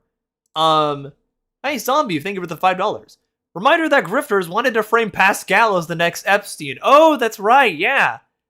Man, that's pretty ridiculous. Imagine trying to compare Pedro Pascal, like one of the better people in Hollywood, to Jeffrey Epstein. That's some next level nonsense right there. Christopher Nolan is one of the greatest directors of all time, so nobody knows how to tell the man no. Nobody can really reel him in when it comes to certain things, and on top of that, he has a very certain style of filmmaking that makes it kind of impossible for him to do the fantastical elements that something like a story of the Odyssey will have, because we're dealing with cyclopses, we're dealing with sirens, we're dealing with all kind of mythical beings in this story. So my thought, and a lot of other people's thought, is there's no way he's actually going to put that to film. He's probably going to do something like they did in The Rock's Hercules, where, oh, he didn't actually fight this big-ass lion, it's just a dude that had a cape on, or he didn't fight Medusa, it was just some dude with dreadlocks. It's gonna be something stupid where, oh, it wasn't even a Cyclops. It's just imagine a really being big sick guy, of getting and he had an talented eye patch, actors so you can to see work. his other It eye. is And not to mention the fact that they are just completely doing away with the time period accurate outfits. They're just going right back to black leather, because Hollywood doesn't really know anything other than black leather when it comes to Roman or Greek time period stuff. Even though I do think Agamemnon in this outfit is pretty badass. I'm sorry, this looks awesome. But that goes to another point that people are using to try to justify the casting of Lupita as Helen of Atlanta. This is a made-up story. Helen of Atlanta? Atlanta? We can't have black people, but we can have sirens and cyclopses and things like that. Blah, blah, blah, blah, blah. Basically disregarding all criticism as, oh, it's a made-up story, it doesn't even matter. Okay, let's go with that argument. Let's say that a Hollywood director goes over there to somewhere in West Africa and they find a very popular folktale and want to make a movie about it. You know what? I don't really know none off the top of my head. Let's use Google real quick and see what we can find. So you don't even know any, like, you're trying to bring up the point of African folktales, but you don't even know any African folktales off the top of your head. Don't you think that might kind of tip people off that you're not really someone that should be, you know, talking about folktales in general? All right, this one right here will Oh no! And he went with the AI overview too. Ugh. Dang it. We have the Epic of Sundiata. It tells the founding story of the Mali Oh Empire. my God. Sundiata Kita, And he's using AI-generated art. Oh no! Disability, crippled as a child, and exiled to unite Mandi clans, defeat the tyrannical Soso king, I'm not even gonna try to pronounce this nigga's name, and establish a vast and prosperous West African kingdom with the first charter of human rights, the Mandine Charter. This is a popular West African story, which I started reading into while I was making this video, so the recording is about 30-ish minutes long, and this is a very intriguing epic. Now imagine that somebody in Hollywood was like, hey, I want to tell the Epic of Sundiata, but instead of using a black person, how about we use Pedro Pascal? What? Again with Pedro? Why does it always have to be Pedro? Jesus Christ. That's how dumb this whole thing is. Like, this isn't a true story in the sense, but you have to remember where it comes from. It comes from ancient Greece. So, of course, you have to have some elements that mirror that time period. The same way as if you were to make the Epic of Sundiata, it has to have people from that area in that time period. It just makes sense. And again, if it's racist to do it one way, then it's racist to do it the other. And me, y'all know how I feel about race swaps. I think it's again, the yeah, it's the same projection thing. It's the same projection thing, right? Trying to claim, oh, you guys are the racist ones. You're culturally appropriating. When we already showed with Star Wars Girl, she was very clearly doing that. And she, like, honestly, she did the worst job of hiding it out of everybody we've covered here today. That there is, especially when it does nothing to add to the character and there's no justification for it being there. Regardless of how good know, the actor right? or It's kinda actress crazy, might be, you know? it is still It's a like race Pedro swap, and I Pascal don't see any reason to do that derangement other than, syndrome hey, or give me a something. pat on the back, give me a cookie, I'm not a Yes. racist. You're causing unnecessary controversy for your film, dude, especially when you're Christopher Nolan, somebody who's already controversial in all of the other films that you made. We didn't let it slide what you did to Bane. I don't care how awesome Tom Hardy's performance was as Bane. True. That's not Bane. Bane is a luchador, and you cast this short fucking white dude as Bane. That doesn't make any sense. And that goes to my earlier point, it's Christopher Nolan. Nobody's gonna be able to tell this man no. And he is kind of arrogant. He kind of feels like he can just do whatever the fuck he wants because he makes great films, and you're just gonna shut up and enjoy it. And based on the ticket pre-sale numbers and how this is the #1 anticipated movie for all of these different blog sites, it looks like he can do just that. I'm curious to see if the broader populace that's learning of Helen of Compton is even gonna say, well, I'm not gonna watch the movie anymore because they race swapped this character, or if it's gonna go on to be one of the biggest films of the year, like it's anticipated to do so. But you guys let me know what you think down below. How do you feel about Lupita Nyong'o and all the other race swaps? Okay, we think you're full of shit. We think you're a pick-me grifter as well. That was pretty bad. Wow. All right, then. Well, any thoughts on that, David? David? All of these have drained my soul. I know. So bad. Especially with, like, I mean, with that one dude, right? I think he could have been all right if he wasn't a pick-me. You know, like maybe he can make some content that's not doing that. And again, this is kind of what I brought up earlier, right? With a lot of these guys, like Synthetic Man or even Altiori. She started out doing just things she liked, like videos about dragons or prehistoric animals. And that's good. You should do that. You should do what you love when it comes to content creation. But, like, she just pivoted so hard into the anti-woke grift. I don't really know why, still, to this day. But it's so clear she's unhappy now. She's, like, miserable doing it. Same with Synthetic Man. And it's just kind of sad. Like, a lot of these guys are pretty unhappy. Nick Wolf, thank you for the $2. I wonder about his thoughts on The Woman King. The Woman King. I don't think I've seen that, actually, Nick Wolf. Is that a, let me look that up real fast.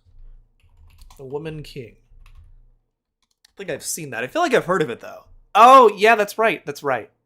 Probably doesn't like it. Yeah. Interesting. I'd be curious to see his take on that, though. Okay. So now, we're moving into our good friend Endymion. What's up, everyone? So, first off, David, do you know who Endymion is?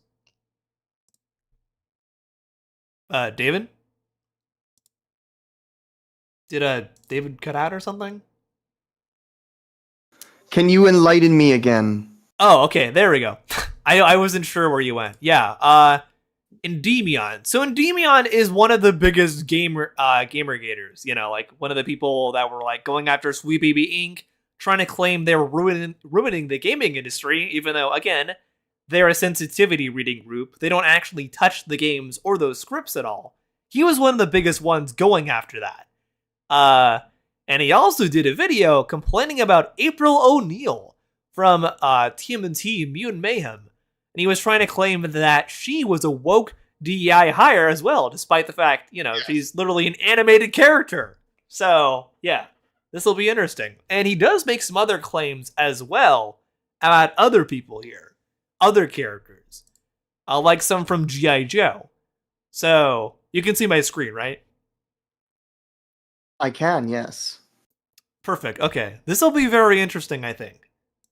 What's up, everyone? They're trying to say post-woke era. Yeah, exactly. I'm going to slow him down a little bit. 1.25. Let's try that for him. Add to my post-woke era videos with a deep dive into diversity and the how forcing the post-woke era. Whoa! Ruining things instead of making them better. Likely by now you've seen the new Ninja Turtles trailer, which I personally think looks pretty fun. I'm digging how the turtles are actually... I actually really like this movie, for those who don't know. I liked that they cast actual teenagers in the role, because it felt very authentic. Like, they got the previous voice of Gumball, Nicholas Cantu, to voice Leonardo. Oh. Yeah, they got Gumball to voice Leonardo. I honestly, I think this was a pretty good movie. It was very authentic, and they cast actual teenagers in the role, which has never happened before. So, yeah, added to that authentic feel. I like this one a lot. Teenagers now, and the art style reminds me of one of my favorite... When I first saw it, I was a little, like, mixed on it, because I didn't like how, you know, they just kind of constantly bringing up random movies and stuff all the time in the dialogue. But after a while, it kind of grew on me. I'm like, you know, this is how actual teenagers would talk. So it kind of adds that authentic feel. It's good. I like Mutant Mayhem. 2022, Puss in Boots: The Last Wish. You didn't like this movie? Like yeah, it's I do know it's like there are some people that like it and some people that didn't like it. Master. It is kind of divisive, and if you don't like it, that's, you know, completely understandable. Everyone is entitled to their own opinion. I liked it though. I thought it was pretty good. remake Nothing Can Exist Without Something pissing off the internet, with this reveal showcasing that April O'Neil is now an overweight black woman. April has largely been portrayed as the ginger side thing again. See, David? See what I mean? Like they're show. It's also funny because technically April O'Neil in the original comics arguably is a black woman, because she was based on Kevin Eastman, who was one of the original co-creators of TMNT. It's based on his wife, who was a woman of color. But the original comics, black, the original comics are black and white. So like when there was the cartoon version of her from the 1980s, they made her a redhead, and then the 2003 version did that too, and then eventually became that in the comics as well as it's showing here, and then eventually became that in the 2012 cartoon as well. Oh, holy crap! Nina, thank you for the $14. I appreciate it. The 14 Canadian dollars. As an action satirical comedy film about a now retired actor now annoyed that his films are being used to promote far-right ideology, and they must now stand up to them, would be a cool movie idea. That would be interesting. Huh.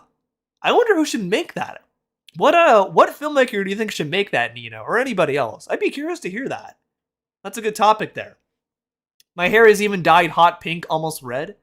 April in Mutant Mayhem was adorable. Maybe I'm saying that because she looks kind of like me. Yeah, I thought she did good. It was still April, too. They use anime to save the day, Noah. It's perfect. Yeah, that's right. They used Attack on Titan to save the day. Yeah, that was a good movie, Kaze. I liked Mutant Mayhem. I know not everybody enjoyed it. It's not everybody's cup of tea, but I really liked it. I thought it was fun. For me, that in like the original 1990 TMNT film, I think are the best ones for the movies anyway.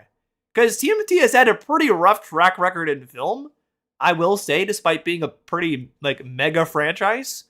The Michael Bay movies I did not like at all. Those are bad. Even the other two, like Jim Henson I had movies. a soft spot. The 3D one, I guess I was again. You're talking about the 2007 one, right? I guess I enjoyed that as a kid. I know people didn't like it. I enjoyed it. Are you talking about the Michael Bay one though, or the fully animated one? No, the fully animated one. That's a good one though. You're talking about the 2007 one, right? This 3D CGI one. Yeah. That's a good movie. I thought. Yeah. Then outside the Michael Bay ones? Then what are the other bad ones? The other two Jim Henson movies, Secret of the Ooze, I wasn't big on. I might need to rewatch it though. It's been a while. I didn't like the third one either, the time travel one. And the Michael Bay ones are bad, but 2007, Mutant Mayhem, and the original 1990 TMNT movies are all actually really good. Previous iterations, with the exception being the Rise cartoon, where she's also black. And while I don't think April being black is a bad thing, it does reinforce this trouble. Interesting. Then why are you making a video on it, buddy? You don't think it's a bad thing? Maybe you should have ignored it, but you made a video on it. And while I don't think April being black is a bad thing, it does reinforce this troubling double standard that's infesting the veins of modern entertainment. And I'm going to say a lot of things here that will piss people he's going to be off, fat but please phobic. try to watch till the end to fully understand why this mentality of thinking is more harmful than helpful. While April being black is one thing, it is exhaustingly on brand that she's also unfit as well. It's not to say that heavier people shouldn't be represented in media, but I do think it's also not a good idea to legitimize an unhealthy lifestyle and then make that as a rule. Wait. Is this the video? Is this the video that you showed in your original anti-woke In the original video? film one? Yeah, it's been a while, so I wanted to revisit it though. Because I think I definitely have even more to say on this now, I think, over time. But, yeah, so it's interesting. He's like, April being plus sized means they're trying to encourage unhealthy lifestyles. But it's like, she doesn't look that plus size. No, it's not even that bad. It's like the way he's acting about it, right? She's acting like she's the Blob or something, but she's not. She's just kind of plus size, and that's it. It's just weird. And again, this is a 15-year-old character in the context of this film, so keep that in mind going forward. But also, like, when it comes to people that are plus size, sometimes it's not even, like, sometimes it's something that just literally can't be helped. Depends on... It literally can't be helped, yeah. It's not even... People are born like that. Like, he's acting like it's their choice to be like that. It's really, that's not always the case. Sometimes it's just genetics, you know? So... Like, yeah, it's just dumb. Ugh. It's very dumb for sure. Come on, Noah, you thought you were gonna tread through all this and not be fat phobic? They're unfortunately they're gonna be fat phobic. They're gonna be all the phobia. Model for people. April was always presented as a charismatic woman. She was someone who chased the story as a reporter despite its danger. But she was also physically fit as well, and was a role model to girls with her design emphasizing. But what do you mean? Again, so he's trying to act like April was initially like intentionally designed as a role model for girls for fitness. That's not what April was created as. She's just the human sidekick for the turtles. She's like the bridge between them and humanity. Physically fit and made being healthy as something everyone should aspire to. No! And also, she hangs out with 4 dudes who always eat pizza. So that already destroys his argument there. Physical fitness is important. You should push yourself to be the best version. Oh my god! Being overweight is not. And it's also funny. And Demion is saying this, but he's actually an overweight Serbian man. For those that don't know. Good for you. And if you think I'm being fat phobic, that says more about you than it does about me. And no, it really doesn't, because you are being fat phobic. First of all, you're very clearly being fat phobic here. But the points you've made already didn't make any sense. We already pointed it out. Will go from a physically fit and daring woman to an overweight one is a oh my god, character, and it pushes a message. A disgrace to her character. Yeah, okay. So the thing is, with April and Mutant Mayhem, that's still April. Like, she still acts how April acts. It's still that character. It's just a different design. There's nothing wrong with that. Weight is okay, when we should be pushing healthy habits instead he is of very preachy, excuses Kaze. for laziness and complacency. They could have laziness and complacency. Again, he's ignoring the fact that, like, that could just be genetics. That could just be how they're born. It's not like intentionally choosing a lazy or unhealthy lifestyle like he's trying to make it out to be. It could absolutely just be genetics. Made April a fit and daring black woman, and people would have been much more receptive to it. Not to mention, no, they weren't. Again, when Rise of TMNT came out, a lot of people were complaining about that version of April too. I remember this because, like, yeah, you know, they changed her race. They made her black. A lot of these kinds of people, even though they weren't as vocal then as they are now, were still complaining about it. I do remember when Rise of TMNT came out, a lot of people were complaining about Black April.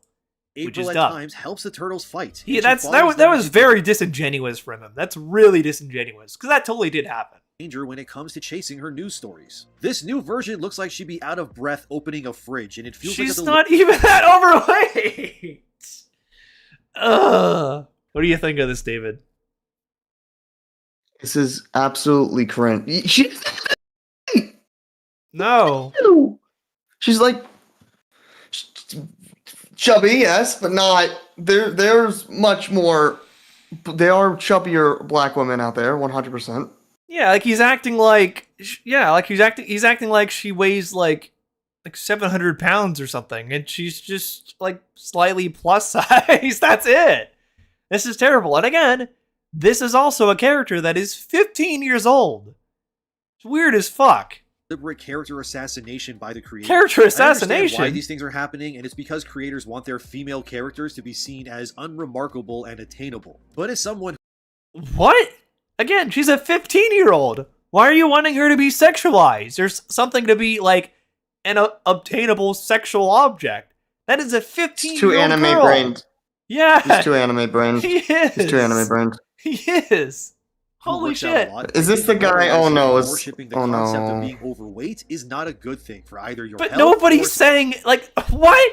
Nobody's worshipping overweightness here. It's just a character design that exists. Society. There also seems to be this very common trend lately where a property which used to have a white character the ginger side thing, right.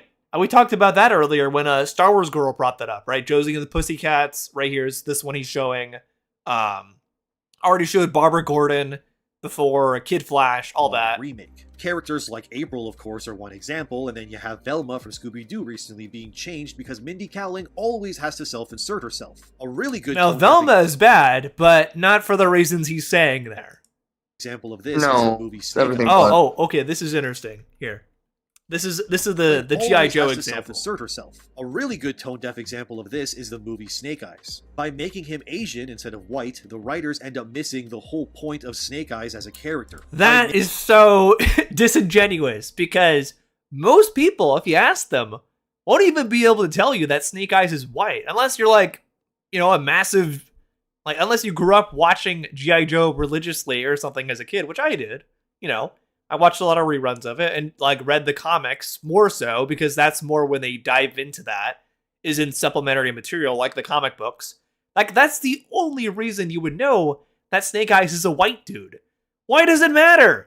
Like he's acting like it's like some defining trait of him, his whiteness. It's not. His defining trait is that he doesn't talk and that he's mysterious. And he's skilled in combat, and that's literally it. Making him Asian, the filmmakers are pushing the stereotype that only Asian people should be able to No. Oh my god, no. No. Just no. He does not know what he's talking about at all. Arts and films, not realizing that Snake Eyes was deliberately made a white man to. And look, he showed a panel from the comic there. Like, you would only know Snake Eyes is white if you've read the comics. Was surrounding that stereotype. And with him being white, it was meant to showcase that anyone could learn martial arts, and it broke the tired trope that only Asian people knew how to fight. But the modern creator... What? Again, nobody knew he was white. Isn't there also the deal with like certain versions of Iron Fist? So usually Iron Fist is a white guy learning kung fu. Yeah, Iron Fist is generally a white dude. But in Marvel Rivals, they had Stephen Fu play, and apparently that's a version of Iron Fist where he is Chinese, or at least Asian. So yeah, who said this? And nobody said this, Zombie. This is something Endymion is making up here. Like I said, most people don't even know Snake Eyes is white though. So this is like a moot point here from him. It makes no sense. Of that movie only saw the skin and ethnicity and saw it as problematic. And What? unsurprisingly, Snake Eyes bombed because it wasn't true to its character. No, it bombed because it wasn't a good movie. Nobody cared about Snake Eyes. And now I'm going to say even spicier things that'll piss off even more people. Oh, is he showing... Oh, this is Deus Ex... Deus Ex Human Revolution or something? Yeah, Human Revolution. Thank you. Hear me out. I don't think you need a character to look like you in order for you to see yourself in them. Let me explain. Okay, nobody's I'm saying... Serbian, and no one's Serbian like me. Isn't he gonna say this? Yeah, he's gonna go into that. When We'll I was see a here. kid, my dad worked at the Toronto airport, and he would oftentimes come home every Friday with a box full of comic books that the local shops had in excess. This is actually how I was exposed to superheroes and nerd culture as a kid. He's showing Todd McFarlane art. Todd McFarlane is definitely kind of a rabbit hole in of himself. Kind of a characters douche. like Spider-Man or Batman. And while I loved looking at all the cool pictures, one particular character stuck out to me, and that was Spawn. Yeah, I know, I was 5 years old, and Spawn is definitely not made for kids, which probably explains why I am how I am, let's be real, but Spawn had a stranglehold on Yeah, I wonder. Tom McFarlane had too much of an influence on young Endymion. Me from the moment I saw him. Deus Ex, yeah, that was a clip, or he was showing a clip from Deus Ex, not Machina. Deus Ex Human Revolution. Yeah, the 360 PS3 game. Insanely badass, and his outfit was scary with those glowing green eyes and the flowing red cape and chains that Can you believe the PS3 is going to be 20 years old this year, David? That's insane. I know, we're Oh so my God. old. It's wild. His body like Spider-Man's webs. As a child all the way to even now, I still love Spawn and always went out of my way to consume any media that had him in it. Spawn was also a black superhero whose real name is Al Simmons. But I'm Serbian and Armenian. But also, I mean, yeah, his costume is black, but if you didn't know that Spawn is black, most people would you automatically see that? Oh, yes, he's black. He's a black costume. I guess black devil stuff also on him. That doesn't mean, I guess, wouldn't automatically know that he's black. I know. Like JoJo's asking there, why Spawn? Spawn is a very random thing for him to bring up, JoJo. Yeah, and again, it doesn't help his argument. Because... He gets even more random, I think, from here on out, if I remember your video. Yeah, it gets even more all over the place from here. Yeah, it gets worse, believe me. So I'm like a white But Spawn person is a mixed bad with the example. Kardashians, He's like, oh, he said he's a white person mixed with the Kardashians, right? Because Serbian. Basically. By modern creator views, I shouldn't be able to see myself or connect with Spawn because he and I are different skin colors from different backgrounds. Nobody said that though. He's acting like modern creators act like, oh, you shouldn't be able to see yourself in another person, another ethnicity, another character of another ethnicity. Nobody's saying that. The only person saying that is you. You made that up. I have never heard anybody say that before. This is such a dumb point from him because he's just bullshitting. Nobody has said that. But even as a kid, I mean, let's take it back a sec. Let's take it back a sec. Miss Marvel, right? That was I have a good friend of mine, very, very salty about the obvious power change. And yes, the power change sucked. But the good part of that was involving, and I do have another friend of mine, who is not Pakistani, but he's Indian. He's Muslim Indian, and enjoyed it for what it was, with all of the culture that was in it, showing that specific stuff. All that stuff was really good. Yes, the actual superhero part of it was iffy, but just demonstrating and representing that culture was great. And the fact that it went all that, and it's good for people to see themselves in that. But yes, people are not saying it needs to be me to be able to see myself. Exactly. This is kind it's of nice to have fun. This is a telltale sign from Endymion. The only person who's really seemingly saying that here is him. That's pretty telling. Concepts like racism or sexism even were, I loved Spawn because he was cool. I didn't care what gender. I feel like you still don't know what concepts such as racism and sexism are, or rather, you're willfully ignorant of them because you're constantly racist and sexist yourself. Again, this is the same dude who tried to have like different members of Sweet Baby Inc. and Sucker Punch. Actually, he was showing a bunch of different Sucker Punch developers on one of his videos, and like putting their pictures up and their social media handles and basically being like, oh, don't harass these guys, but I'm going to show, their individual accounts here, but don't harass them, please. Don't do that. It's signaling. It's like not so subtly signaling to his audience to actually harass them. Color his skin is or who he voted for. I just loved him because he looked who he voted for.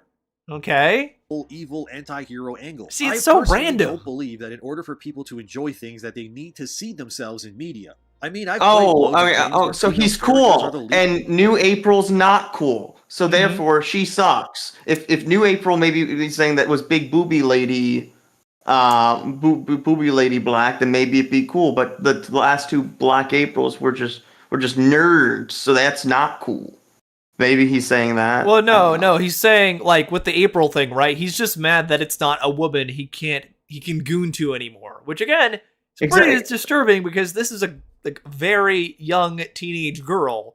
The version he's talking about, Mutant Mayhem, like that's pretty concerning as is. But like, yeah, that's the whole April thing. The Spawn thing just came out of nowhere, and it makes no sense for him to bring that up at all. But the point Freddy's getting from it is just maybe if April was black but was goonable black, then maybe it'd be okay. Yeah, that's. I don't even think that. Possibly like, a point, right? Yeah, I don't think so. Again, he just doesn't like that. Like he doesn't like that it's not a red-haired woman that he can goon to anymore. He doesn't actually care about April as a character. Basically, you see what I mean? Mm-hmm. Like he only cares. I fully care. I fully get what you're saying. I fully get what you're saying. Yeah. Yeah, that's why he keeps bringing up the overweight stuff and the black thing. Like he only wants something he thinks he can goon to, basically. Even though it's a 15-year-old girl. This is with League of Legends design. Like there's a guy I watch used to watch. Well, I still TV Skyen, who's like very, very was the fact that how League of Legends women, and just really in general, that we generally only see hot, pretty women. And if we ever get to see something like the most thing we got, we get Rek'Sai, who's just a monster, and then we get Illaoi. So that luckily enough, she got into 2XKO, the fighting game. I'm enjoying that right now. Oh, I'm glad you like that. She's been like, 2XKO is great. The main thing holding it back is just the small roster, but what is in there is heavily polished, including the characters that are in it. So I'm having Warwick. I was a Warwick main, so I really, really like being able to play as Warwick. But with Illaoi, it was progress, but he still even said then we could still go further. So we need more. Yes, Fly says because women aren't just all big booby ladies. This goes back to the whole Lara Croft scandal, right? About when she even like she was still conventionally attractive. I don't know what the fuck was going on with that. Yeah, I mean, even then, Okay. I've seen some people complaining about Sophie Turner in the new new Tomb Raider series, which she looks great there. She looks very pretty. Mhm. And they were complaining about, Yeah. some of them were complaining about her new design in the, what was it? The newer, like, the remake game, the remake they're doing of the first Tomb Raider. I did see some complaints about that design too, which is wild to me. Because she looks, Freaking she's, about X-Men. yeah. The X-Men one as well. Well, the Oh, Wolverine game that that's right. that leak about Mystique. They thought Mystique was ugly as well. That's the whole uglification of woman thing as well. That should be a stream we do at some point as well, I think, David. I think that would be interesting. Talking about the like uglification of women. Because that's another thing these guys try to push constantly. Yeah. That'd be interesting. Like honestly, there's one little thing about Silent Hill F that I do have to give it credit. Is like the women actually in that game, because it's a game about criticizing marriage issues. Mhm. I will get to it soon. I did get it. Yeah, it's Silent Hill F is the really good. the women actually. I think partially if Hanako was hotter, maybe they'd like it more. But yeah, the fact that they're not. Also, it's a teenage bad-looking. girl though, David. Exactly, which is the point. I'm saying that's the point. She shouldn't need to look hot. I fully agree. Yeah, that's exactly. what I'm saying. It fully. Well, hang on, David. But like Make sure you're not yelling too much, okay? Oh, I apologize. all good. But what I'm saying is, I like that. I like that the women look normal. They didn't actually look like all hotties because they're teenagers and it's about marriage issues. So yeah, exactly. There you go. Exactly. And Apologies yeah, if I no, you're all good, David. Don't worry. Yeah, it's like the same thing with April. Like she's a 15-year-old character, but Endymion only cares if he can goon to her, which is disgusting. Both of whom are women, and even though I'm a man, I can still identify with them despite what's between their legs. I also dig characters like Lara Croft from Tomb Raider, or badasses like Makoto from Persona 5. Oh, Persona. There you go, David. Yeah, Makoto's not my type.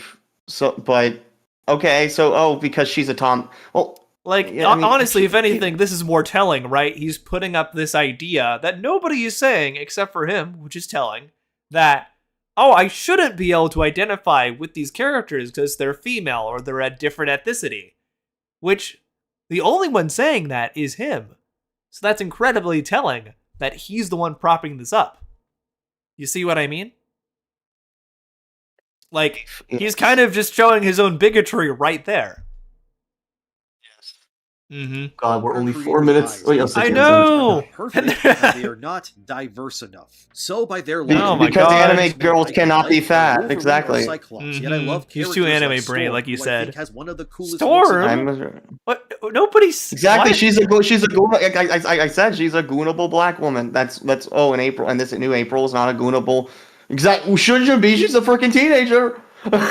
Yeah, this is pretty dumb from Endymion here. Comics. Not to mention that her superpowers are unbelievably badass and cool. I mean, controlling weather? That would come in handy, especially since I live in Calgary, where the weather changes every 5 freaking minutes. This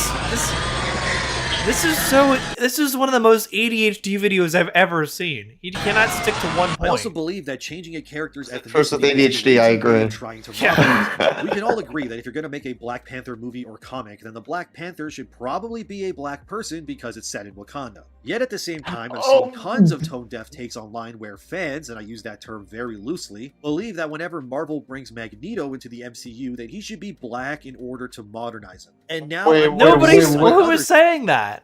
I don't remember seeing that. I mean, I'd like if he was played by a Jewish actor. That'd be nice, but yeah, because he is a Jewish character. Yeah, wait, but huh? This video came out in 2023. Oh wow, so 3 years ago. But wait, I don't remember seeing anything like that in 2023. What is he talking about? This is one of the weirdest parts about this video. It feels like he just makes stuff up throughout most of it, and if anything, the stuff he makes up is kind of telling about him too, because nobody's acting like you can't relate to a character if you look different from them or have a different like sexual orientation from them or whatever. The only one saying that is him. And that is very thing telling. That'll piss off some, but you need to hear it. If Marvel makes Magneto a black man, it is a racist change that ruins the character. I said what I said. Nobody was saying he he should be changed to a black man, though. You made that up. Heavily tied to the real-world events of World War II and the inhumane treatment of various groups. From roughly 6 million Jewish people, 600,000 Serbians... It also is interesting, though, because, black people were mistreated by that, too. I'm about to make a... May I make a comment? No, you finish and then I'll make a comment. Yeah. So, like, he, he's like, oh, it's only... It's funny you brought that up. It's only... He's, like, acting like it's only Jewish people and Serbian people that were persecuted by the Nazis. Hey, how about black people, man? How about Romani people? Yeah. I will actually say, I mean, if as a Jewish person, if Magneto did become black, it would make perfect sense. Because the whole point of Magneto being Jewish is about a persecuted population, who's freaking persecuted as hell, black people, and yes, it would be different, but it would still make sense. I say this as a Jewish person, so exactly. Yeah, there we go. Thank you for giving your piece on that, David. Polish people and close to 500,000 Romani people as well. Okay, so he brought up Romani, but yeah, that's pretty telling. He still intentionally excluded black people from that because they were persecuted by the Nazis. But he didn't bring that up. Father's entire family I wonder why. was pretty much wiped out completely by the Nazis during this time. He watched as his family was torn away from him and subjected to the cruelty of the Nazis. And during all of this, my grandfather was kept alive solely because of his ability to build things and being a quick learner when it came to learning languages and translating them. Because of this, my grandfather survived World War II. He's bringing up his grandfather. 6 children. Well, what is your personal... Why are you bringing this up? What does this have to do with anything? We got so off track here. It started with April, like from TMNT, him complaining he can't goon to her, basically. But then we got on Spawn randomly. And then, I guess a few other things like Storm and Magneto. But now his own personal history with World War II, or his grandfather's history with that. Like, this is what I mean. This video is so all over the place. I don't even know what to say to that. To him when in the 1980s, my grandfather would take his own life after living with the trauma of what that war did to him. I'm telling you this real world story for. Can you please not put your grandfather's like this? This feels kind of like. This feels a little like pity seeking. I will say, it feels like him trying to use his grandfather's story, like his real story, in a video about him complaining about April O'Neil being black. To try to make the audience sympathize with him and try to make his point sound more legit when it clearly doesn't make any sense at all. Like, that's pretty scummy. Story about the pity of all the people that got... It's like, yeah, and who felt that equally as well? Black people. Mm-hmm. That's like, really... Yeah, and he intentionally left that out when he was talking about that. And here's the thing. Jews are... There's a lot of anti-Semitism around there. For real. Actual anti-Semitism, not what people say is anti-Semitism. Actual anti-Semitism, there is out there. But it was also a lot. There's still a shitload of racism happening right now, and it is happening much more real. As a Jew, I've luckily not been persecuted for being Jewish, partially because yes, I can blend in just like anyone else. I have my Star of David, but I don't know it. That black people. They can't just hide the fact that they're black. Like I can hide the fact I'm not hiding that I'm Jewish. I'm just not an Orthodox Jew. Yeah, you're very open about that, and that's something I admire about you a lot. Obviously, But black people can't hide that at all.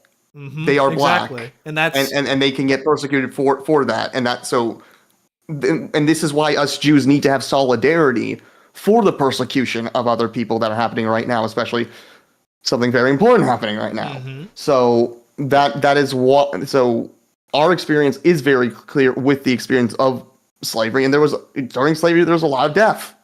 So that's very important. So sure, your father went through a horrible thing, and guess what? I'm sure the ancestors of a lot of my black people went through a lot of shit as well. Yeah, he's intentionally leaving that out because like, oh, look at me, look at my history. Don't ignore black history. What? Okay. Affected my family as well. Also, as happy Black. Yeah, actually, kind of fitting. We're doing this. Happy Black History Month, everybody. Black History Month? Huh? It is. And characters I like just realized that. Magneto It's fitting we're doing personify this and stream because of represent that. the very real horrors that people like my grandfather went through during one of the bloodiest eras in human history. Magneto, like my grandfather, Pretty damn was a bloody small boy who slavery. saw his family killed for simply not being born what others deemed the right way. For having the shame of not being German, Magneto's entire family and his view on mankind was shaped by how cruel humans are to those that they see as beneath them. And once Magneto sees humanity ostracizing and vilifying mutant kind for simply being born different, he views humanity as a whole the same way he did when he was Same just a boy. shit could happen with black people. He's Look at intentionally leaving that Killmonger. out. Look at Killmonger. He's a great villain because of that. At least in the movie. I don't know about him in the comics. Dark-haired Jewish boy in the concentration camps is just as integral to his character as T'Challa or Storm being black is to theirs. By changing Magneto's skin color to black and giving him all the baggage that comes with that, is saying that one group's trauma and injustice is more valid than another's in today's world. No! Nobody's... What? Again, this is something he made up. No one ever wanted Magneto to be black. But yes, again, would I prefer Magneto to be hang Jewish? on, David. Hang on. This is very telling, right? Because what he was doing before was acting like his history, the Serbian history, was more important than the black history. Only one doing that, again, is him. This is very telling language from him here. Oh, that is so disingenuous. And that's not even sneaky. Like, it's right there. Ah, thank you for the $5, Zombie. Nux does what Endymion is doing here. Yes, exactly. Framing Jewish people as the eternal victims, and not anyone else via Jewish exceptionalism. Yeah, Nux is really bad. I do want to do another, like I said, I want to do that video debunking the one of him and Matt Walsh, because that one was pretty telling too. But yeah, same thing.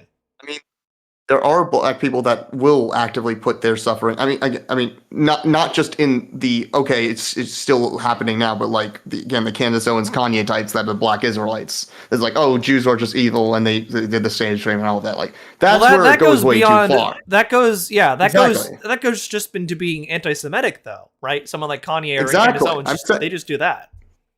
Exactly. What acknowledging what Endymion is doing here is equal to that, though, right? He's just doing that to black people.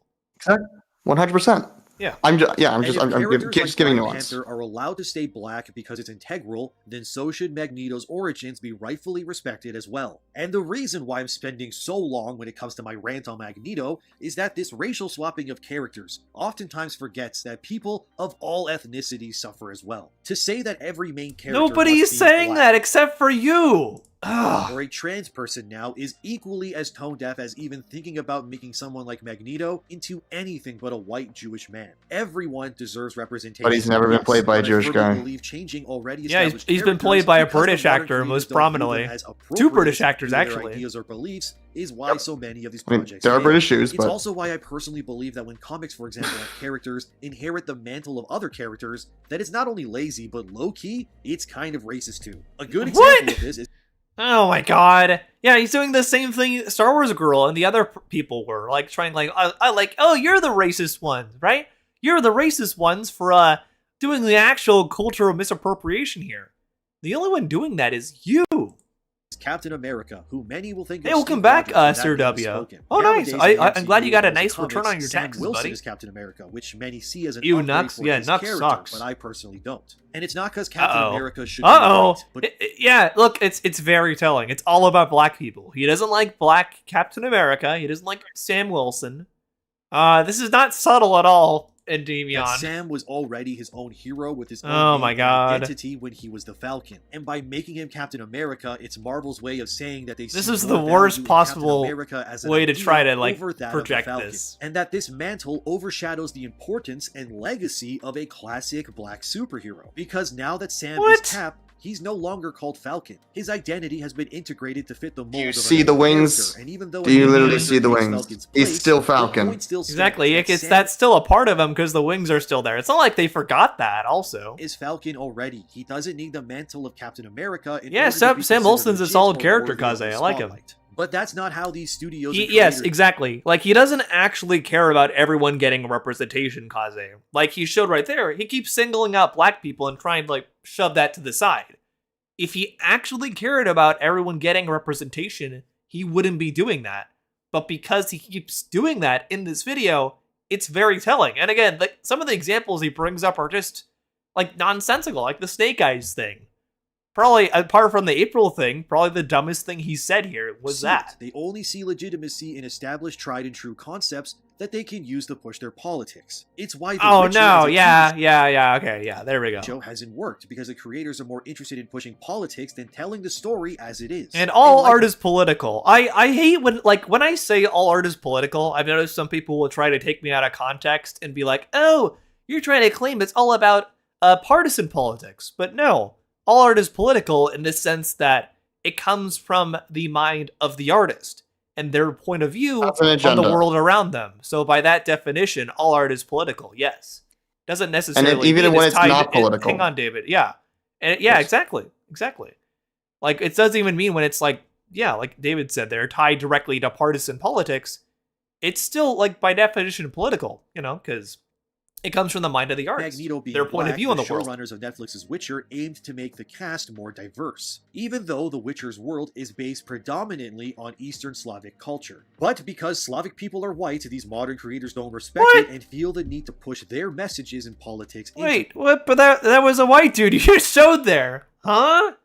Okay. But you don't see them doing the same thing when it comes to anything connected to Black or Latin-led media. Why isn't that? Yep. See, yeah, exactly. He's singling out like Black and Latin people.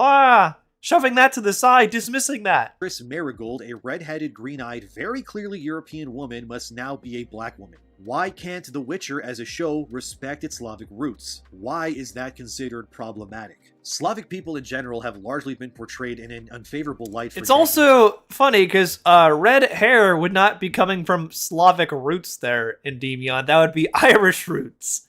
Funny you didn't bring that up, though. Now, how many shows that involve terrorists have bad guys that are Russian, Serbian, Croatian, or Albanian? As a Serbian man myself, where's my representation? The only There we Serbians go. I have See, to yeah, it's like the mask completely drops there. It was pretty loose already. It wasn't even really there to begin with. But if anything, what he said right there should be a telltale sign that he doesn't care about representation of other groups.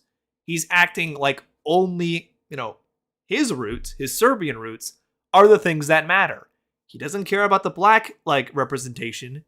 Doesn't care about the Latin representation. Already kind of said that there. I would argue he doesn't really care about Asian representation either. He kind of already hinted at that too.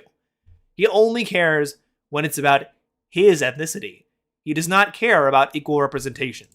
Up to are the bad guys of Uncharted 2, which are Serbians. And the only time Eastern Europeans are in a main character role, it's Grand Theft Auto 4, with Nico Bellic, who's not exactly a good guy. I mean, he's literally an escaped war criminal that does crimes to make it in America. But modern creators don't care because all they see is the surface level. They see white skin and then see that as an error that must be fixed. They don't see the cultural depth Nobody behind is someone's saying that.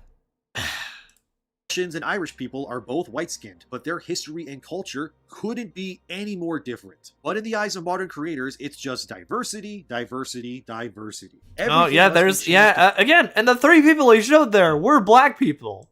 For the message, because they need to increase the message. Critical trigger quotes again. Activist friends. I mean, in TMNT, April's last name is O'Neill, which is so clearly an Irish last name. Yet Gee. If only there were another famous Black person who had the last name O'Neill. Gee, I can't think of anyone like that. I wonder who a famous Black person is that has the last name O'Neill. Gee, I wonder. What do you know? I can't think of anything. Can you, David? Yeah, me neither. I can't think of any famous Black people with the last name O'Neill. Doesn't ring a bell to me. Yeah, no way. April is very obviously not Irish herself. So you took a character called April O'Neill. Who was white and had an Irish oh, right, yeah. Because all Irish people have to be white, right? It's not like there's British and Irish Black people. The joke about Shaquille O'Neal already. But even then, like Idris Elba is one of the most famous British actors ever. Black dude. Last name, and then you made her Black. That's like making T'Challa, King of Wakanda, a white guy from New Jersey. Honestly, what the creators should do. What?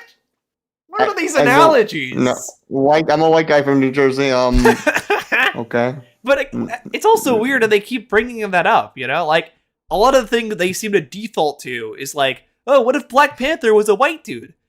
But nobody's saying that except for them. It's in like the thing, you know, Star Wars Girl earlier was bringing up, what if Mulan was a white girl? Nobody's saying that except for you.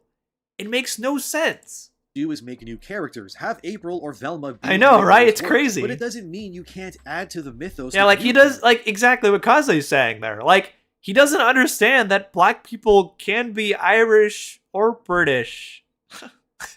Okay, then. But that would require actual creativity and real talent to do so, so that's why they don't. And Probably more, I mean, they're a lot more talented than you, my guy. You can't even figure out that there are black, British, and Irish people. And here you are just whining for 22 minutes about this. And this all started because of TMNT. Jeff, because they appropriated someone like April into being black. Yet at the Oh same my time, God. they took Bebop, which is a character usually voiced by or played by black actors in the past, and they made him Seth Rogen now. How progressive and woke of Seth Rogen and friends to replace a role predominantly performed and voiced by black actors with someone who isn't black. That's not very progressive, but I guess... What? Okay, then. That was his example? Bebop?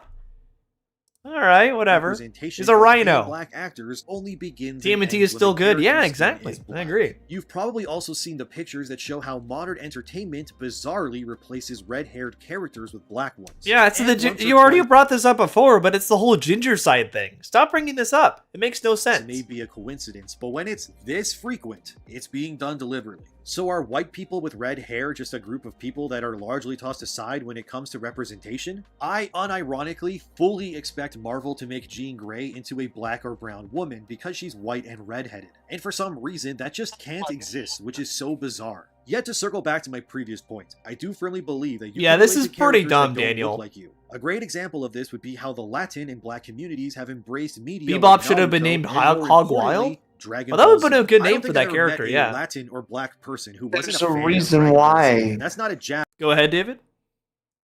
I mean, yeah, and the black community likes anime. Mm-hmm. Yeah. So a lot of people like anime. Okay. So yeah, if the black people like anime, therefore it means that they can't have characters that actually represent them. Just, I mean, especially that comic that you were talking about. Yeah, manga the you were one. talking about Yeah, the one about because that was done by a mixed race Japanese woman. She's mixed Latina and Japanese. You're talking about the one I talked about in that video a while back, right? Where Ranting for Vengeance got mad at that comic because he thought it was cultural appropriation or whatever. Well, actually, he was just mad. He didn't even really try to hide it. He was just mad there was a black woman in a manga when it's written from her experience, though. And like, I've known people who are mixed Latina Japanese ethnicity as well. And I talked about that in a video. Hang on, David. I talked about that in that video. You know, like my old Spanish teacher, she was mixed Latina and Japanese.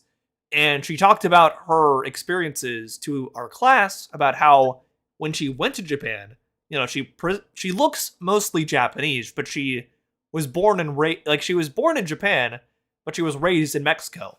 So eventually she went back over to Japan and visited family there. But she told us she was kind of mistreated by the Japanese locals there because they expected her to know their customs and their traditions because she looks like a Japanese woman. So if you're if you're part of their ethnicity, if you're part Japanese, but don't really adhere to their customs, Japanese people will unfortunately mistreat you. Like, there is a history of prejudice there. And I talked about that in that video. But Ranting for Vengeance want to act like, oh, this is bullshit. Nobody's oppressed in Japan. I'm like, yeah, they are, dude. Look it up, man. Or, you know, take it from actual people that have experienced that before, like my Spanish teacher. Yeah, Ranting didn't get that, but it's because he's a racist little white Irish dude who looks like the emo version of a Raggedy Ann doll. He doesn't but care. other communities, mind you. Because Dragon Ball is so beloved by these two very different communities, and we can see how many athletes who are black openly embracing their love for anime, which is awesome. Even newer films like Creed 3 are open about how animes like Dragon Ball and Baki have directly influenced the action scenes of that movie. I mean, yeah, a lot of people like anime, in dude. creators' eyes, they don't think black What or is the Latin point he's people trying should to be make able here, see though? themselves Randomly in bring up characters like anime Goku and or Naruto black because people? those characters don't share the same skin tone as they do. But the cultural love and acceptance of anime has shaped many people who look nothing like their characters. I This firmly is a believe that if non-point these again. modern idiot Because a creators lot of people like anime. their hands on the Dragon Ball IP, And I remember when it wasn't. I remember when it wasn't cool to like anime. It only became cooler in more recent memory to like anime publicly. It was not cool for the longest time. I can assure you of that. But like, you know, now it's more accepted for people to be open about liking anime. It's not seen as something just for weirdos. Basically, that's unfortunately the stereotype that was there a lot in like the 90s or 2000s. Not anymore. But so why is he acting like it's okay? Goku black and turned Vegeta into a non-binary Asian woman because they only see value in surface level. What the fuck are these People examples, are more than the dude? color of their skin, and we are all allowed to see ourselves and connect with things even if they don't look like us. I love characters like Violet from Tales of Berseria. Oh, that's right. Okay, this was another thing I brought up. One. And yeah, I remember that because right, he shows the goonable picture of Violet. Even if they don't look like us. I love Yep. characters. See, look. Huh? Gee, I wonder why you like her in Endymion. Look at the picture you picked of her with her like her outfit literally tearing off. Huh? I wonder why you like her. Like Violet from Tales of Berseria, even though I'm not a Japanese woman myself. Wait, I also what? Is she stated to be Japanese in that game? Have you played Tales of Berseria, David? I've not played any Tales game. I don't think they even say she's Japanese in that game though. Let me check that real fast. Tales of Berseria, Violet, right? Oh, Velvet, right, Velvet. Ethnicity. Do they even say that? Because most Japanese games don't do that. Okay. Velvet from Tales of Berseria is a human, specifically originating from the village of Abal in the mid-Gan Holy Empire. She's not defined by a real-world ethnicity. Yeah, that's what I was thinking. Because it's a fantasy JRPG. So they're not really gonna go by real countries or ethnicities anyway. Most of them make stuff up, you know, like Fire Emblem. Like, they have the land of Teleus and stuff. So, like, what is the point? How does that make any sense? Just because she's from a Japanese game? Okay. also love Barrett from Kinda Final weird Fantasy logic VII there. because he's this big, lovable dad figure with a goddamn machine gun for an arm. But the creators Oh of my this new god. TMNT Yeah, he's like, okay. And that also, those are two very, like, superficial claims he gave there, right? He's like, oh, Barrett's a black dude with a machine gun for an arm. That's why I like him. And he shows a goonable picture of Violet with her clothes tearing off. Violet's a Japanese woman who has her clothes tearing off in this picture, and that's why I like her. Like, could you be a little more specific, dude? You're not helping your case here. movie or shows like Velma or Netflix Akaze, thank you for the $5. This is dishonest because blacks and Latinos also love when black and Latino characters show up in anime. Mexico loves Saint Seiya, for example. Yep, exactly.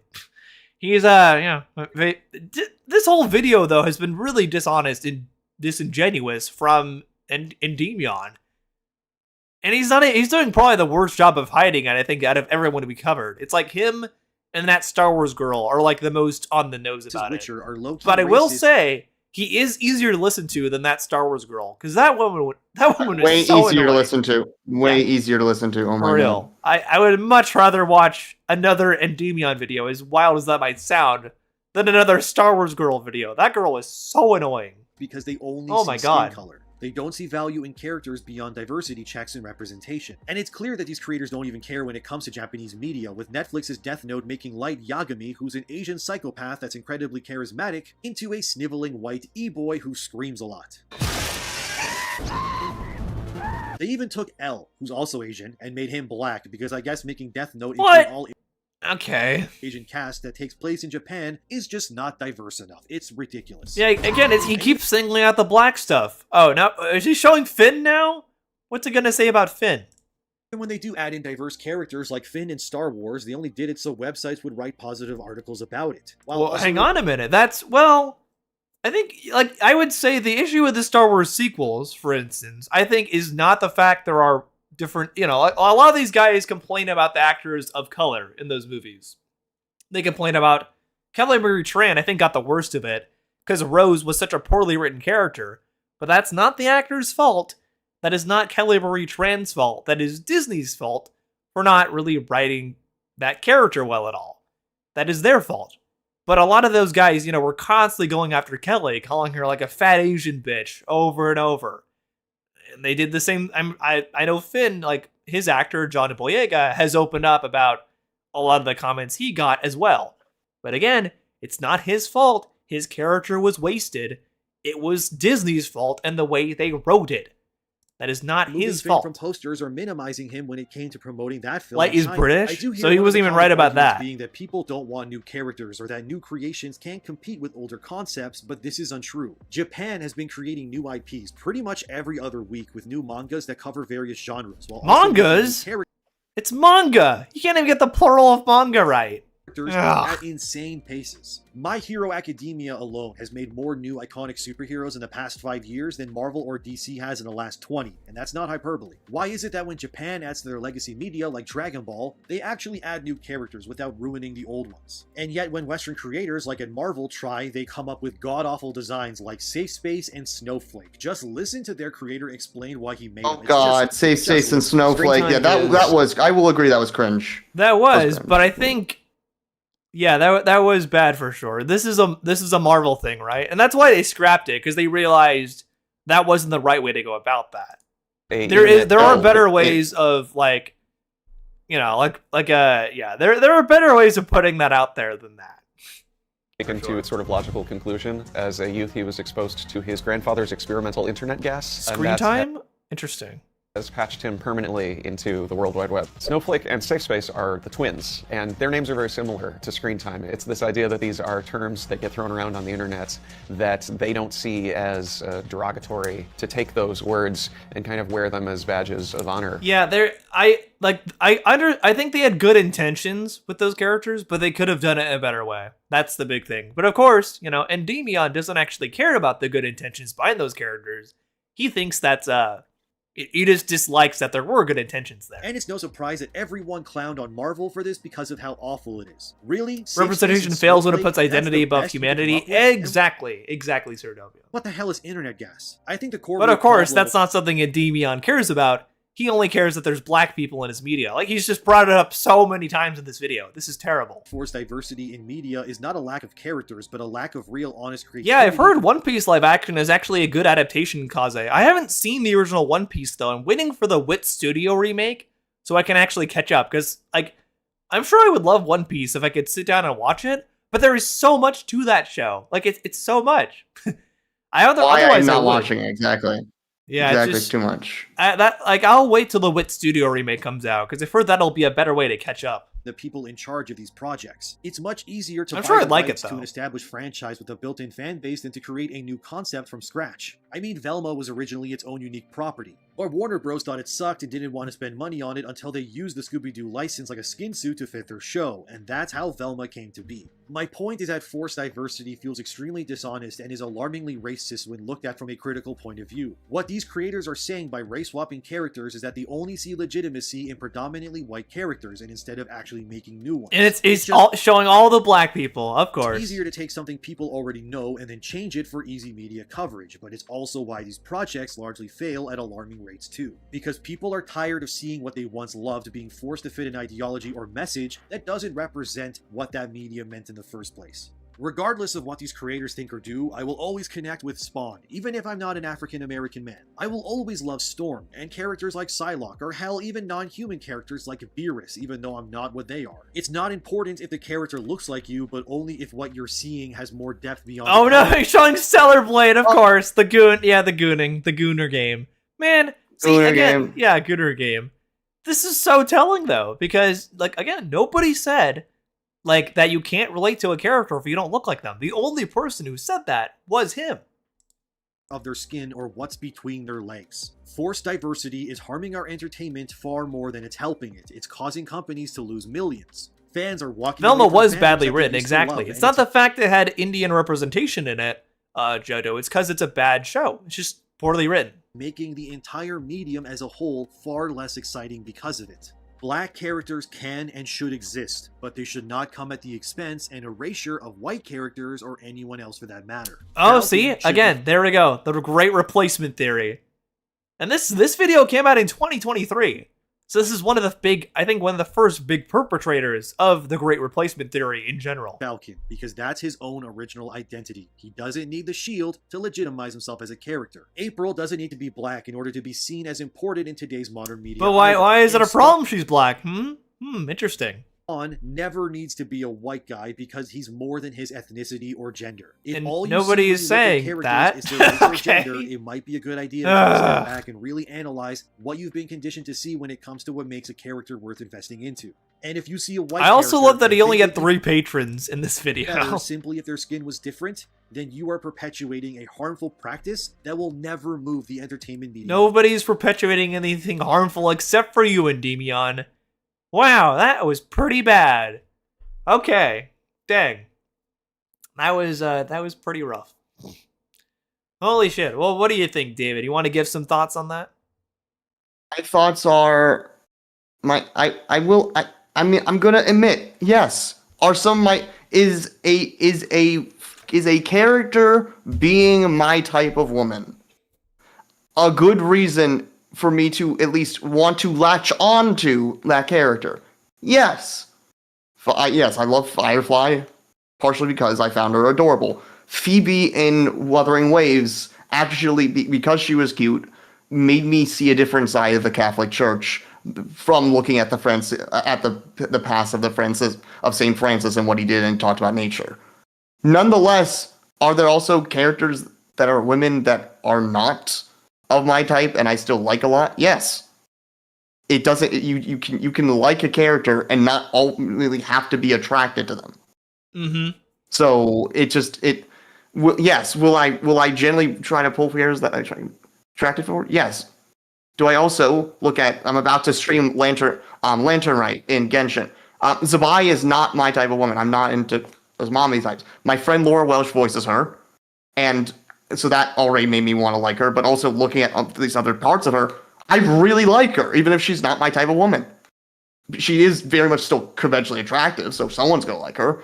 But like, you don't need a woman. You being into a woman doesn't automatically be the reason that you're gonna like them. It helps, but it doesn't have to be the only reason. The same thing goes to possibly an issue why apparently it's sort of weird that it feels like the gacha fandom is sexist at the same time it only wants hot waifus.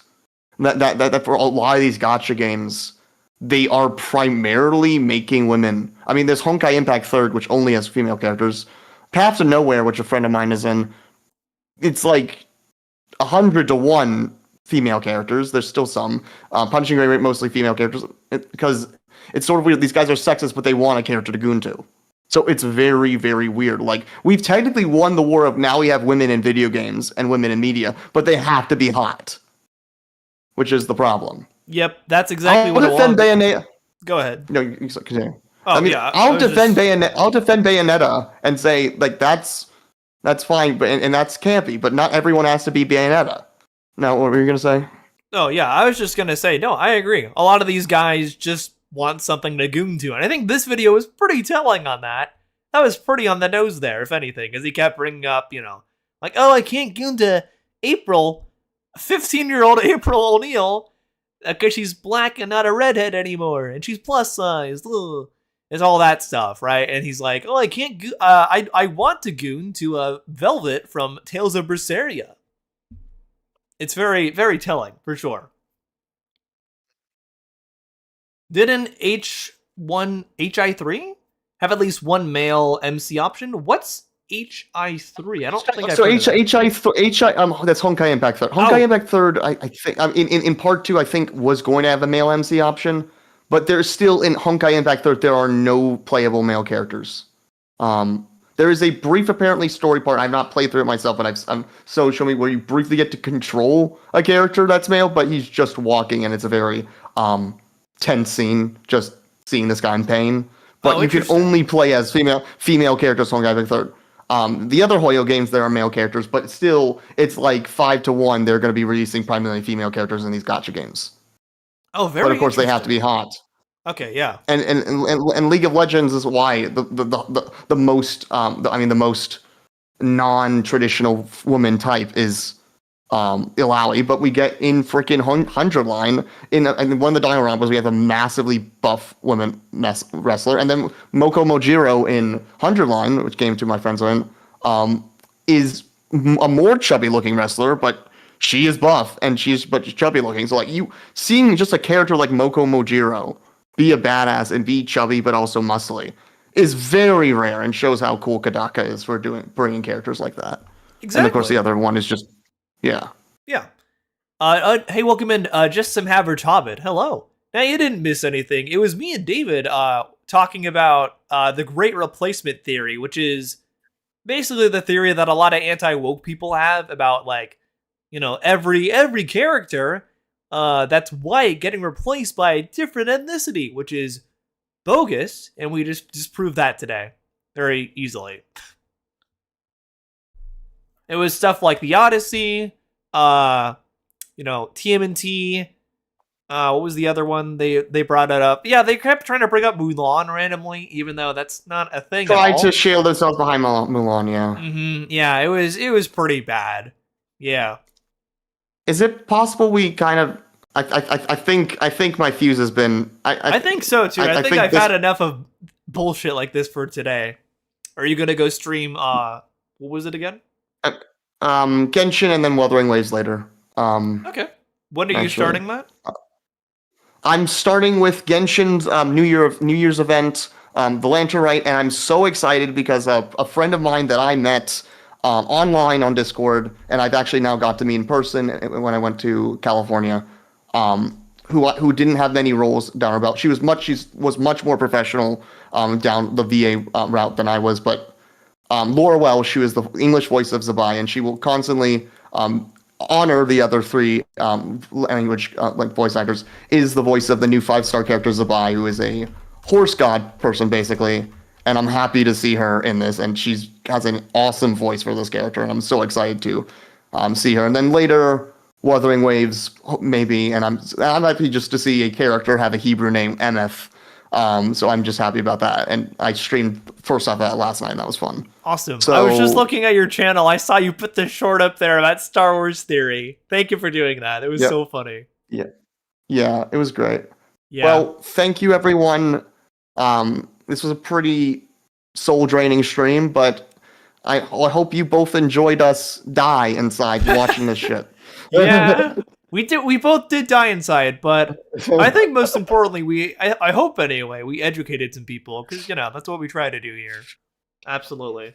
Yeah. Yeah, have a good night, Sir W. And Ash. And I hope today's stream was educational for y'all, since, showing that Great Replacement Theory is pretty dumb in general. And I still had fun with David. Again, go follow David, everybody. I just put his channel, Philosospiel, in the chat there. Very good friend of mine. I would like to collab with him again. I enjoy always hanging out with him. I need to collab with Wargaming Dad and Simon again as well. For this first stream I was in, how was I? I think you were good, Jojo. Yeah. But yeah, I think this was very good, very educational. I guess that's it for now. If there's anyone on that I want to raid, we could do that. If not, then I'll just call it here. Let's see here. I mean, you could raid. I mean, if you raid my stream, it'd be insane. But I think that's fine. If you go live right now, I can do that. I need to. Okay, then I'm just gonna use this. That would be freaking insane. Okay, you know what? Let me do that. All right. Because I have my stream set up. We'll raid you, David. Just go live right now. Insane. Yeah. I'm just gonna use this thumbnail then. And I have plenty of Chinese friends, so I wanted to ask them if my Chinese was fine, but whatever. All good. Let me just. Okay. I'll just use this thumbnail. These streams were fun. Thanks for the stream, Noah. Yeah, thanks, Kaze. I'm trying to do them weekly, because I think most of these have been pretty productive overall. I think we've gotten a lot of information to people. That's what I tried to do anyway with these. I think we had some good, insightful discussions today about the bogusness of the Great Replacement Theory. Yeah. What do I think of Tataruzu? I do know Tataruzu, Hobbit. He is the anti-woke TMNT YouTuber, correct? I've seen him before. We probably could have talked about him today because of April, but he's definitely interesting. Maybe we'll look at some of his stuff next time because I've seen some of his stuff. Are you live now, David? I'm setting it up right now. I'm about to get ready. If you just give me a sec. Yeah, go ahead. Thanks for the Give me a talks, sec. Just Jojo. Let me just check my settings to make sure that everything's working. Well, I likely debunk him. Yeah, I mean, if we do cover, I've seen some of his stuff anyway, so I kind of already know his general talking points. I know Tataruzu, however you pronounce his name, also really hates Black April. Not even just from Mutant Mayhem, but he also hates that version of her from Rise of TMNT as well. So again, that's kind of what I was bringing up before. When they changed April's ethnicity, well, I don't want to say changed, because you could argue she was originally black, but when they had a black version of April in Rise of TMNT, that he was actually one of the biggest ones that freaked out about that. It was pretty telling there for sure. And also, he's commented on Ranting for Vengeance's videos before and praised him. So Tataruzu is a Ranting for Vengeance fan, which would already be very telling if you know Ranting for Vengeance and the kind of stuff he does. Absolutely. All right, just give me a sec. Just getting the description. Okay, cool. Just give me a few more minutes. Yeah. For Birdman, a Hobbit, I like Birdman. Birdman's very cool. Me, Anthony, and him, and some others will be actually doing a collab in the near future. So look forward to that. We'll all a good chunk of the the grifter opposition force will be gathering together for something in the near future. So stay tuned for that. I don't want to give too much away, but it'll be very fun for sure. I'm looking forward to it. It's about to go on. Bingo. Go ahead and do so then, and I'll radio. All right. Okay.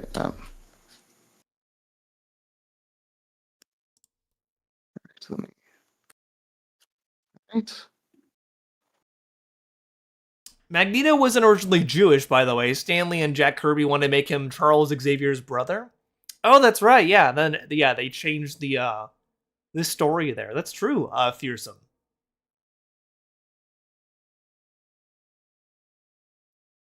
Right. Are you live, David? Let me check right now and see if it's going. Let me check right now and see if the stream is going, and I'll send you the link. Okay. Okay. Or I mean, if you can, I can find you on there. You can check if I'm live. Just let me know when you're live, and then I can go on. Check if I'm live.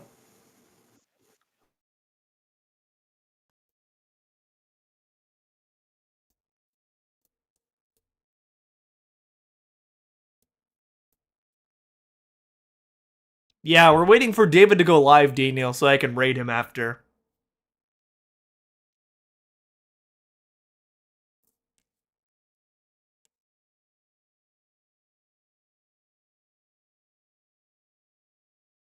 Are you there, buddy? You can raid me. I'm live. Bingo. Okay, we'll go do that then. I need to open my settings then, first of all here. Let's see here. Get that open. Manage stream or whatever it is. Right. Edit that. Add in a customization. Redirect. Cool.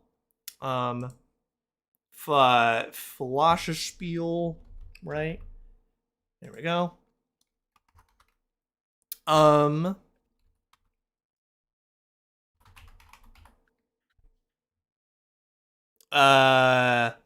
I do not. Oh, I see you. Okay, cool. Oh, I need to ask you. I need to be added to your live redirect list in community settings. All right. How do I? So I go to community. Mm-hmm. What do I do? Well, we can just end So it here. I think it's fine. Like I need to go. It's in your community settings. You can go there and I'll add you in. Because you got to add me to your live redirect list, so then I can actually send my people over to you. All right, advanced settings, I would think. Community settings. Speaking of ranting for vengeance, imagine if he met Glitch Productions. He would call Glitch Productions woke. I agree, Hobbit. Yeah.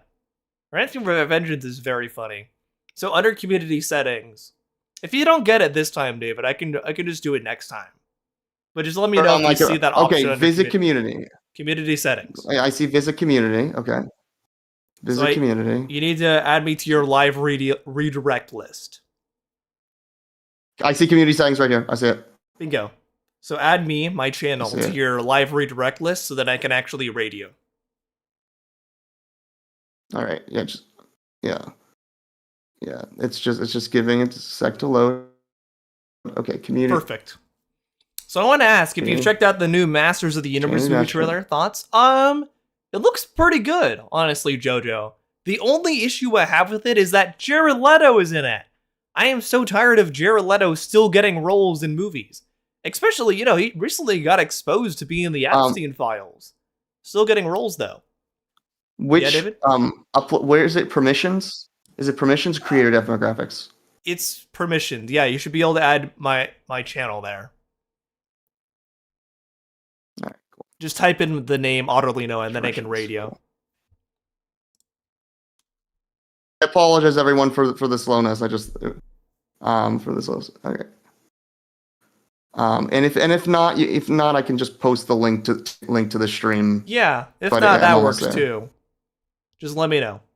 I'm almost done. Okay, and then when you're done, save the changes, and then I'll refresh and see if it worked.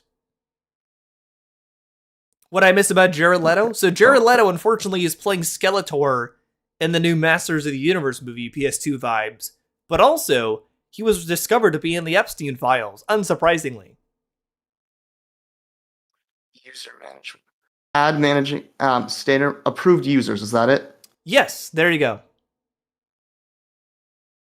And then add in my name there, and then I should be able to radio. Yeah, and can't wait for when Skeletor gets his arse kicked. Jared Leto needs to go to jail. Yeah, again, I'm so tired of that. I think the only reason he's getting roles, especially, that he's been discovered to be in the Epstein files, I think the main reason why is because he probably has dirt on other people in the files. I'm thinking that's what it is, not gonna lie. He also is a cult leader, yeah, exactly. Jared Leto being Skeletor, the villain of the franchise, it is fitting. He is an IRL villain, for sure. Who isn't in the files I found live redirect. Perfect, okay, so then it should... I found live redirect, here we go. Okay, here we go. Okay, let me try it and see... There we go. So are you on my... Did you add me to the live redirect list? I just did. Bingo. Let me... I just did. Let me try that. I just did. All right.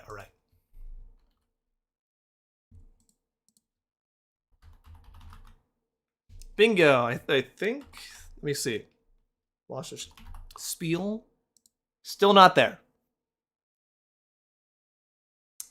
It might need to... Let me try refreshing my thing here. This will be the last time. If not, I'll just post the link. Yeah.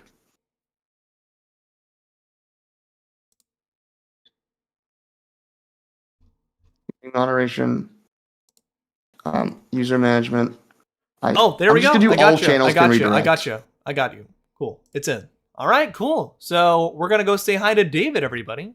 Now that I've been able to add into the redirect. So yeah, I'll see you all later. Thank you all for an amazing stream, and I will see you all on the other side.